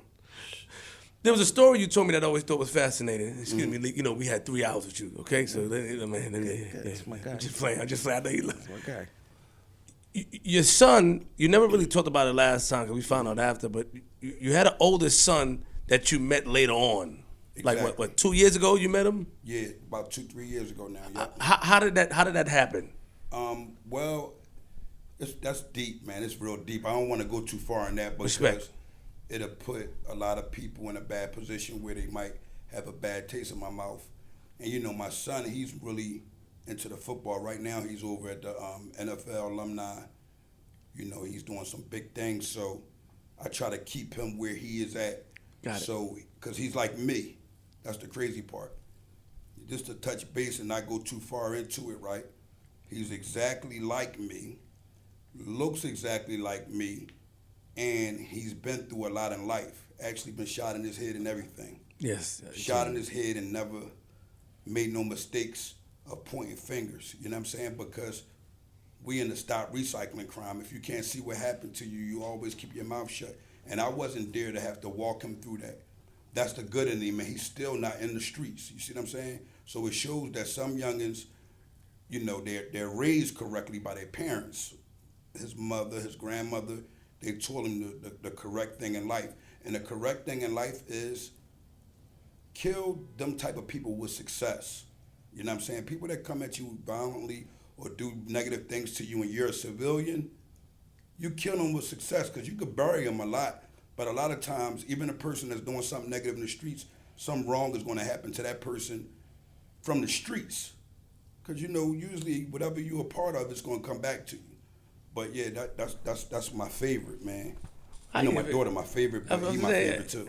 I mean, but then I have to get at you. Your favorite, you just met him 2 years ago, so he just moved up the line. Yeah, but you know that like his honor's so intact. When your honor is there, it's like that's a natural inkling. That's like a child missing a child missing a mother. You know, born by the mother in the hospital, baby get taken from him. It's like they see each other 50 years from now. The honor is there. You know what I'm saying? You know, one thing I wanted to ask you that I found. I don't know if you ever talked about it, but and I don't. Let me know if you want to move on. Right. You had a pill issue at one point in your life. Did you ever talk about that? Like pills? What I mean, like like with the juice and the pills. No. What like pills? You said like popping pills, right? Yeah. Yeah, I did. Juice. You got to know what juice is. Juice is syrup. I thought you were talking about juicing as far as juicing. I had it's steroids. I had a serious pill problem from the age of 11, honestly. Really? Yeah, I went away. You know, back in the day, our city is based off of people taking Xanaxes and like that, like down drugs, like downer drugs. Mm-hmm. So, I had my ankle was twisted, banged up, right? I'm in the hospital, I get a surgery. They say they put this block on your leg. Now, the block that they put on your leg, it stops you from feeling any type of pain when they go deep surgery-wise. It's not a regular numbness. So off of it, you like, man, listen, I'm cool. But when that joint wear off, it's pain. And in my city, you know, the medication is it's a lot of good doctors that really know that people can get on pain meds and get off. The way I got off was by weaning off of them, though. Weaning off of them is like taking something lesser. So I had a good doctor where the doctor said, you know what? Listen, you want to get off this medication? Because some people will stay on the medication. The pain really hurt them. If you don't want to be on the medication, this is what we'll do. We'll wean you down. And I'm telling a lot of y'all, that's the best way to do it. All the going to get the other drugs, taking the Suboxone, taking the methadone and all that do is give you an appetite for another addiction. Mm-hmm. And they don't tell you that. So what ends up happening is you become addicted to another drug just to get off another drug. You see what I'm saying? I understand. So it's predominantly across the world now. But in my time period coming up, that was like the number one thing, pills. Got it. Pills was like, you see, who was that? I'm going to name a famous person that died from pills. And he, what's his name? Meek Mill. No. Juice WRLD. It was a racist guy. What was his name? Elvis. Elvis was taking Vicodin. Now, Vicodin is like a cheap drug compared to oxycodone. But he took him till he killed himself, because once you get on him, you can become, your body become dependent on him. Immune, got it. You know what I'm saying? Were you ever on pills, Lik, at one point in your life? No, I was never addicted to He them. never took pills in his life, even when I was hurt. When I got in my car accident, give them to him. He'd be like, they "No, was you in trying. pain? No, I'm cool." Yeah, they was trying to give them to me when I got my car accident. I told them I can't do that. Is a big, and I wanted to touch on, I'm happy with, it's a big thing in Philly. Mm-hmm. You know, there's a guy that's on my platform, Flip the Network, King Me Now, and he was telling me that pills is a big thing, but he had to take something else, the Suboxone things, to get off of it. and stuff like that, but it made him go into something else. And shout out to King Me Now. I feel like, is it that big? Is the pill pandemic? And B McFly also, guy named B McFly, he talks about the epidemic. I mean, I think he was addicted. Addicted and he got off. Yeah, right, You know what I yeah. mean? Is it that bad in the city? Or Well, I'm gonna say this. I just want to know if it's that bad. I'm gonna keep it 1,000 with you, man. It is that bad, but honestly, I don't think so. You know what I think the problem is? You always ask that. No, I got to keep it a stack. Man. No, but when you hear this, a Philadelphian gonna understand where I'm coming from. Bro, people were not staying on Percocet. Some of these people that were addicted, they went to heroin. I'm not knocking nobody. But once you cross over, it's a different level, a different step. So they say it's the cousin to it. They say like the pills and the syrup is the cousin or the brother to the heroin. You see what I'm saying? So if you popping perks and you doing that, right, and you know what that do to your body, imagine what the dope would do to you. You know what I'm saying? And I'm not looking down on people, but come on, you got to stand with some sturdiness. I don't see too many dope fiends. No, I don't see too many dope fiends lasting. They really in the middle of Kensington, man. They really tore up. Like, my mother died. A lot of people don't know this. My mom died from somebody giving her some fake shit. And my mom don't even take pills. But at the end of the day, it was fentanyl in there. So when you look at it, the doctors are giving you something that's safe. It's us becoming individuals who indulge in a drug to the point where we go somewhere else with it. So most dope fiends, they end up going out a lot longer or even lasting a lot longer, because a lot of them like to get the heavy drug, the bigger knot. But at the end of the day, that's what's really killing a lot of people, man. That Fetty Wap, they're creating it somehow, you know what I'm saying? I don't know, I ain't been in the streets in years. But whatever it is, man, y'all need to stop it with that, because y'all killing innocent people, man.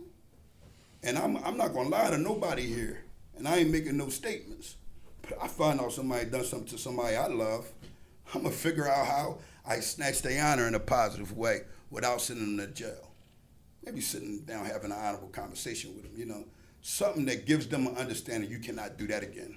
Why do you keep posting this video? Not keep posting. I saw the video where the guy came outside and talked to you. You told him step back a little bit. Do you know that on your internet? That was like a Rizat lover. Well, it was a rat lover. People got mad at you because, let's talk about this, and you hear Lik. People were mad at you too for being cool with Flip, because they considered me, I had to get mad at Rock. Your man Rock, I spoke to Rock. Rock kept going. I called Erna there. Tell Rock chill, because he would write that.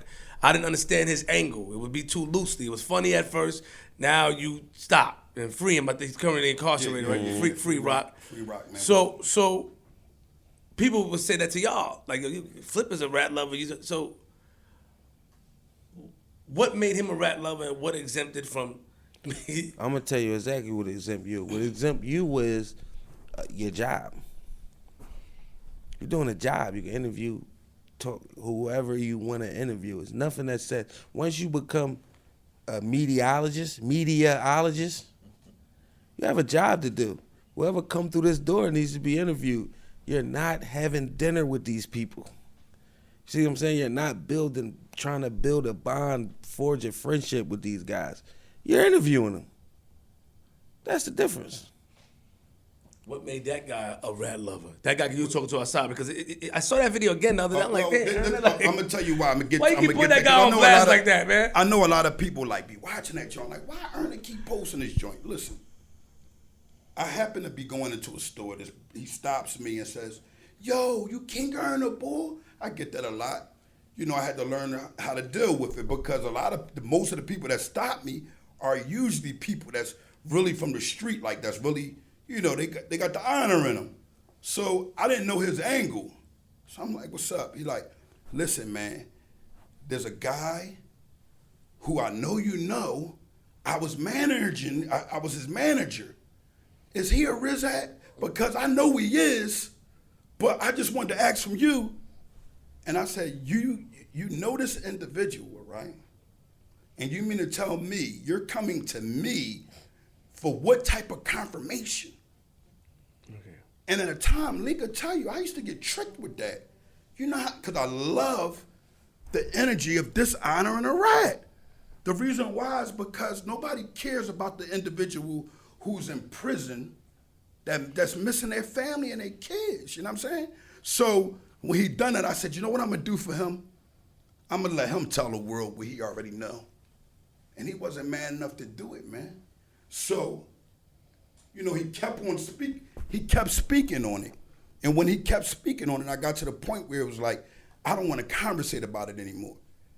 And that was it. And the way he was looking at me, the reason why I was really saying I'm all these, because I was letting him know if he had a problem with me, instead of taking his life with most people would think of individuals such as myself that have been involved in crime, I just would have beat him up real well. And I felt like at the time, the way he was looking at me and looking at the person that he thought was with me as if we were coming to harm him or were going to do something physical to him that he couldn't handle. Got it. So I just wanted to let him know, like, I'm all these, you know what I'm saying? And we can get there. That was it. So why you told him to step back? You felt like he was being a little bit too close to you? Like you felt like... No, I felt like after I said to you, when I said to him, I'm done with the conversation, I'm wrapped out, I felt like there was really no more conversation, but we were on camera. You know what I mean? Had we not been on camera, I probably would have offered him to a fight. You know what I'm saying? Because at the end of the day, if you, there was no reason to ask me about your friend. And that's what he mean by backdoor in Philly. These individuals, they'll run around with people that they know that's no good about the dollar, just about the cash, to pay a bill. But when them indictments come, oh my goodness, I didn't know. This was my friend. This was he told on me. You know what they do? Because they already made it fair seeming, they end up telling. So, and I wanted to say something, Flip, real quick. I get tired of people saying, you telling people not to snitch. I'm not speaking to the civilians when I'm speaking. I'm speaking it to criminals who are, because many times I never even fought that back. I always would let people just talk. Oh, you saying stop snitching. You're telling the civilians. I never said for the civilians not to be civilians. I'd rather them, rebuild their village, like my man got the shirt on to rebuild. We're going to talk to him in a little bit. I'd rather them rebuild a village, right? Opposed to them turning them over to a village that don't have nothing to do with us. And that's the police. Stop, older people. Get with the people that you know are respectable in your community that's on your block. And you know what you do? You kindly go up to them and ask them, can you please help me because I don't want to be harmed. I don't want nothing negative going on in front of my house. Please help me help everyone stay from in front of my home. Or if you drop something, pick it up. You're not selling drugs, it's a nice day. You standing in front of somebody's house, make sure they cool with it, man. Don't disrespect the civilians because they got nothing to do with the crime, with what's going on in the streets. Although I'm not a part of the streets, I still understood and was a part of that at the time. So instead of me being a part of it and doing the negativity, I can go to the people who are doing the negativity and say, yo, that ain't manable, man. Love your neighbor, man. Go ahead and respect them, you know what I'm saying? But, they're going to always look at what I say, the way I say it, because they're thinking that I'm talking about snitches. Hey, the old lady, somebody tried to rob her. She got on the stand and booked him in. I'm not talking about her. I'm talking about that rat that got on the stand and booked his friends that he created the crime with. They create the crime, bro. Come on, man. That shit hurts my heart. They create the crime. How you able to create the crime, give everybody a job as a criminal, right? And then turn around and be like, oh, you know what, Your Honor? They done this, they done that. But you manipulated it. And you get a chance to go home and everybody... Do it again. Go home to do it again. And do it again. They recycle the crime. That's what I'm coming from when I'm coming like that. But it was so I was caught up in a moment of just being able to really shun a rat without having to be violent. Because in my era, we grew up on that. We didn't grow up on, hey, everything is cool. No. We grew up, snitches get stitches, correct, right or wrong. But let's make sure the right snitches get the right stitches, not the snitches who are protecting their life because you can't even look at them as a snitch. There are individuals that speaking up for themselves and trying to have their community clean. Don't bring that to them. Bottom line, and that's how I'm moving, man. You can't get mad at the old lady who looking out her window and see somebody get killed, and they knock on her door and ask her what happened, and she tell them. Yes, you can. You can, Yes, you can, cause she can mind her business. but at the same time, you in Everybody front of taught her to mind their house. business. I'm pretty sure her parents told her to mind her business. That's the difference. has a- she That's has a where right we to. differ. That's where we differ. I'm has a I'm right. 100% against you being nosy and then telling. That's why I was saying. Cause you can rebuild the mind your village. business. Well, Now, if somebody Let do me- something let to me you, rephrase that. We ain't gonna if somebody say she looking did out the something to window. the old lady, There we go. then of There we go. course I'm not against her. What else she gonna do? That's what she's supposed to do. Correct. I rephrase that. My thing is, I you can don't do that know also. what happened. This guy, I could have caught this guy raping a girl around the corner. I caught him in front of your house and killed him. You don't know what happened. Mind your business, man. So what if, let's put the shoe on the other foot, what if something happened to somebody that you cared about? Wouldn't you still want to utilize that lady to come and let you know what's going on so you can Let find me out? know. I'm not the police. Got it. Okay. And that's what we got to understand. Like the police started off who as a Ku Klux Klan. They whole system, the slavery thing. So why turn your people over to the Slave oppressor? control. Come on, you can go ahead and fix it yourself. When we talk about guys like Malcolm X, Martin Luther King, right? You know what was the difference than them and the activists of this time? They could have done just as much media and press as anybody, more than anybody, because there wasn't a lot of them at that time. They never saw it. Notice they never saw it that. You never seen Martin jumping in front of Cam, oh, get my man, and let's do this. These guys are really selling our children out, because as soon as they get the bag, guess what a lot of them do? They go into the entertainment thing, and they say, never mind on the kids. Who cares? And guess what they got to be real quick. That reminds that child of things that already happened in their childhood that is traumatic, because they looking up to you. So once you get the bag and then you roll, that's a problem. I'm not against people get nonprofits that do the right thing. I'm not seeking to do the nonprofit because you know why? When I give it the way I give, I'm able to give it. When I'm looking for someone to give me something bigger than what I actually have, then what I'm looking to do, I'm looking to have. Robin Hood ain't do it like that. He went and took it, man. I'm gonna take it legally. Oh, man.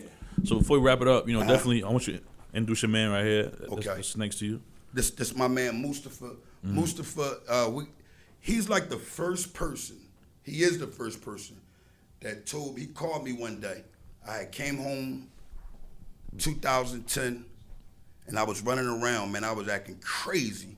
But I wasn't too crazy, but it was like you could see I was like an inch away from there. He was like, how would you like to do the promotion for my record label, QSC, Quiet Storm Entertainment? I said, man, that sounds beautiful. And, I got on board. We started moving around doing the DVDs. He had a few artists that was in the mix.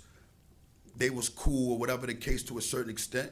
He went to jail. And you know how that's like Flip go to jail right now. And I'm going to say, because she just started working, right? And you leave the business to her. It's like it just flops, you know what I'm saying? I put it on my back so hard, like you can go on, no, not to say that you would be, you know what I mean? I'm just saying, but experience will help you better in a lot of different things. And a lot of people was like, I feel like they made promises that they couldn't keep their promises. And the strength that I am as a man, I'm gonna make sure I turn on it, but I had a family also. So at the end of the day, it's like, sometimes it's like, what's more important? Family or what's going on? And the nonsense that they was bringing and the negativity that they was bringing, saying that I was running the joint like a Suge Knight joint, it was like, maybe I shouldn't be a part of it until he's back. And when he came back, we was distant for a little while, but at the end of the day, he understood at that time, damn, at the end of the day, this brother come forth and he was done what he could do. But getting in Quiet Storm Entertainment gave me that ability to be able to speak to people. because the camera and all that, I was shy. And when he introduced me to Fat Boy, he was the one that introduced me to Ab. It was like, a lot of people, I heard Skinny say that on an interview, yo, man, when I first heard Ab, it was like, man, who this boy? And my younger used to always say, listen to this boy, man. I used to be like, man, AR who, man? You better tell him who I am. And then I never saw him or was around him. And then when Mook got me around him and we was kicking it, it was like the purest of honor. It was like we was of the same kind, you know what I'm saying? So, but our relationship wasn't fake. Fat Boy would tell you, we kicked it. He would always call me, yo, bro, let's go. We run around different states as a group on support, though. Not on the street or negative. I don't know that part of Fat Boy. I don't know that part of Ab, if that was a part ever. I don't know, because for me to know that means I would have to be participating in something. And I've never seen that man with a drug, and I can say that to you. I've never seen him do none of that. I've seen him act and show people, hey, I'll help you when he get his feature money. I seen him tell me a few times, hey, listen, go ahead, you keep the bigger end and give me the couple thousand on a feature, bro. He done done that several times with me, you know what I'm saying? Moss, this is before even like ever saying, look, you want to do some business or whatever? No, catch your earn. And I always kept that earn respectable. And everybody used to always tell me about Lik. When y'all meet each other, man, it's going to be, y'all the same kind of guys. And from QSC to being around Lik and being around Fat Boy, I learned what brotherhood is, what true brotherhood is. I never considered that. I never ran around nowhere in this city with a group of guys except for Moss. I never did. And the negativity that I see online, it'd be like, people don't have respect for people's families. That's why when everybody was going crazy with Ab name, like, why are they doing that? I wouldn't have been able to sleep at night knowing that I'm making money off somebody's name and I can't even send them a coin. You see what I'm saying? Yeah. And that bothered me, but at the end of the day, sometimes we got to hold our own. And I could sit up here and say who I do this for, who I do that for, but that ain't really my character.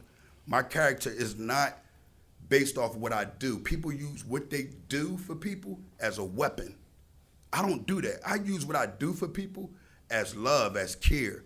I feel good about it. Even if I wanted to do bad by an individual that I love, I couldn't. But you know, the back door is crazy in the city, like Moss say, so I keep it like small circle, tight. Like, you know how John Gotti used to say, tight, you from Queens, you should know.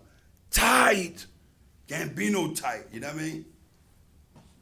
So just give us a little rundown on what it is. I mean, we have a mic there, so we can hear you. Just now, you can just talk. No, there's a mic on. You can just. Cool. You hear me? Yeah, I can hear you clear. Yeah, Right. we have. You see that thing on the floor? It's an Omni mic. Yeah, I see Yeah, so we can hear you. You just talk. Mic there. Yeah, yeah. Yeah. Oh. Tell us about the movement and everything real quick. No. You can sit right there. I'm just telling you that. Just feel comfortable talking because the mic is there. It's gonna pick you up. Don't worry, it's gonna pick you up. That's what I meant. Thank you. Okay. You can't help me earlier. I did. Thank you. Go ahead, bro. All right. No. Like Hodge was saying, or Ern as y'all call him, Quiet Storm Entertainment.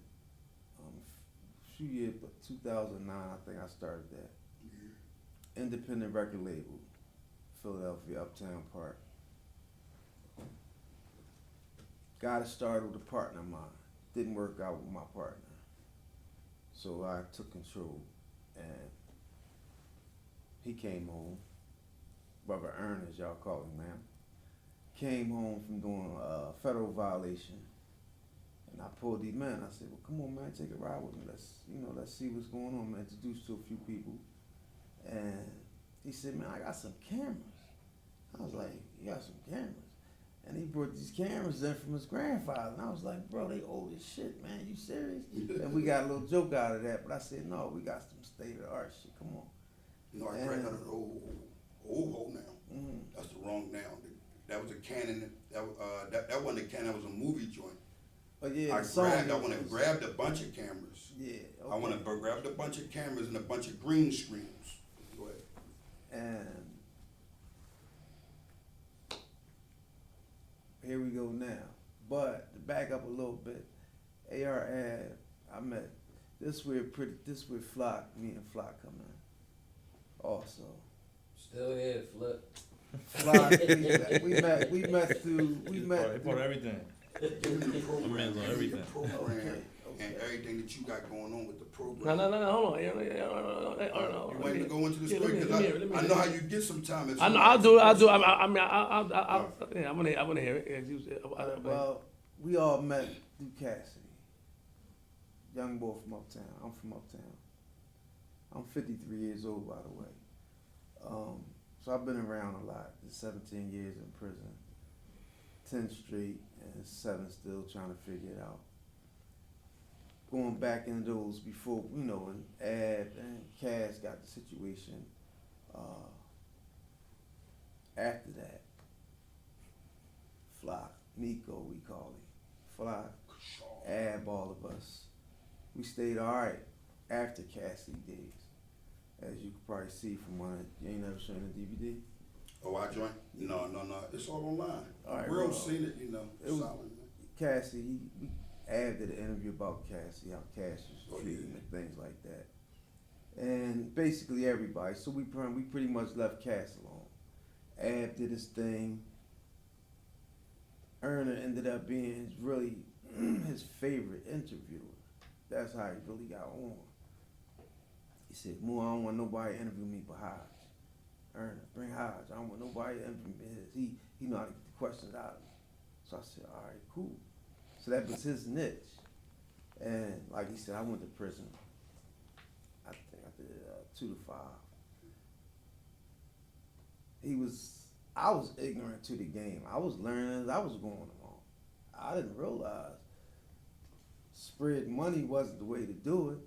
They respect violence. They respect, the bullshit. So I got that late, and I got that right before I went in. And I learned more in those couple months with Erna than I did the whole 4 years I had the company. Came home. I left too much on him at the end of the day. He couldn't handle it. A company that was going up, we had to shut things down, basically. Came home. I started the Rebuilding the Village Foundation, which is for at-risk youth. I mentor at-risk youth. I do more than mentor. I'm really hands-on with them. Once I take a kid on, it's more so I'm dealing with the household, the kid, the school, the probation officer, and it goes on like that. Hopefully, I hope to be starting the Youth Study Center in Philly as the juvenile holding place, like county jail for the juveniles. I just met Lil Durk Dad last week with the Shy podcast. They doing some positive things too. But that's, stopping recycling crime. This is where we come in at. The Rebuilding the Village Foundation. One of my goals is to get houses throughout the city of Philly and the area, the safety hubs. Kids can come there. Free haircuts, computer rooms, homework labs, gaming rooms, clothes that we getting donations. Nice. So kids can go to school and not be feeling embarrassed because they got holes in their, slacks or no haircuts. And, we doing a lot of other things. We're really trying to change the mentality in Philly because Philly has become a city of followers.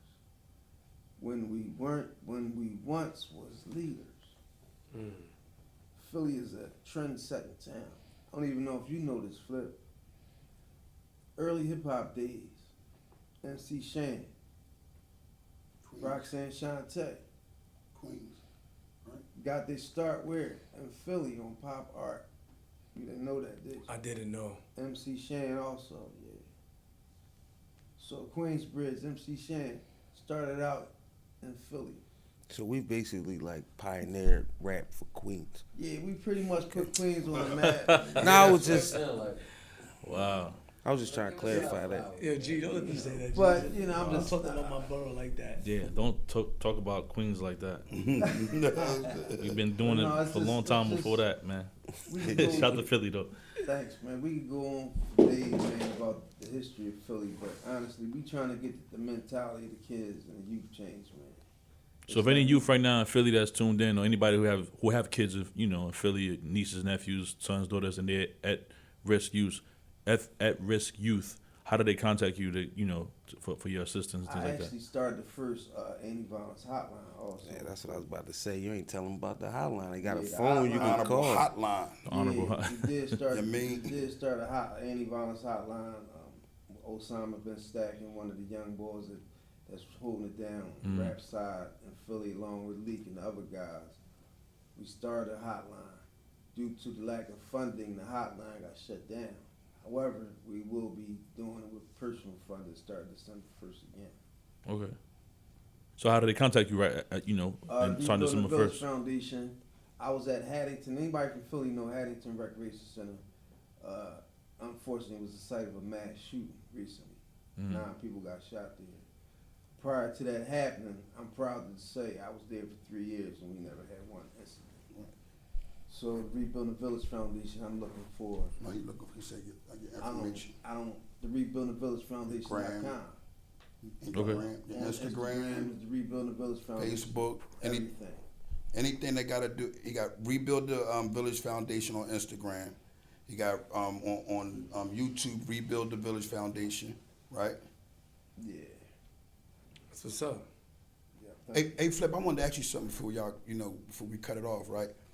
What kind of, when you're dealing with us kind of guys, right? This being serious, right? What's the fee? I know the hell you didn't court probably about doing an interview with King Erna or Lik Moss, like these type of guys, like They love we gotta give you your flowers, man, because not too many the dudes that's right there, they're not gonna mention a King Erna. They're going to mention every other name that comes around. They're not going to mention a Lik Moss. They're going to make sure I watch their vlogs strategically. No, really. It's like they all got together and said, look, speak like him a little bit, right? Like Charleston, he took my whole joint, right? He took the whole thing that I do and made himself a rat. No, look at it. You got to look at the things he do. And if I be looking at it, and I'm not mad at it. I be laughing because these are the same guys who hate us. Academics. He set up there the whole lingo to the point when they get to the word honor, they'll be like, some integrity. You see what I'm saying? So for you to do that, man, I gotta say we love you, we honor you, because not only are you putting us in an honorable position, you letting the people see the good in us. We could have came up here and talked about our crimes, shootings, negative stuff that we done as babies, that we done time for. But we never brought that energy, and you always respected us no matter what the people put on us, no matter the tags. So I want to say, man, I love y'all for that. G Money, Queens Flip, especially my guy JR, and y'all staff, man. Y'all got nothing but honor in y'all veins. I give y'all flowers today because ain't nobody gonna mention our kind or give our kind a chance. So we salute y'all, you hear me? And Philly, if y'all got some honor, y'all better salute it. Worldwide, Baltimore too, you hear me? Who done that? I snatch John, I'm giving up flowers today, you hear me? All right. Give us social media so we can get up out of here. It's over 3 hours, man. Lik Moss _BHGG on everything. Rebuilding the Village Foundation, period, everything. King Erna official page, and I got another one at Stop Recycling Crime, King Erna. OBH pretty flat, man. Straight through. OBH pretty flat, everything. Thank you. Shout out to y'all on pause one time, man. Free rock. Free the honorable rock. Free guys, Free the man. Yeah, man. I thought we were going to be here till 2 o'clock in the morning. I'm about to say we got to order some food or something, man. Give me a little sandwich if you're going to be here any longer, you know what I'm saying? Shout out to Philly, though. Philly's always, I always like the Philly guests we when they just come be in, chilling, man, having the ball, man. Philly, Harlem. I like, what I'm saying? Anyway, make sure you follow the pages, man, at DJG Money Official, at Queens Flip with a Z, at Flip the Script Pod on Instagram and TikTok. You know what I'm saying? Dope episode. Shout out to the homies in the building, man. The honorable homies in the building, man. Appreciate y'all. Pure honor. Appreciate them.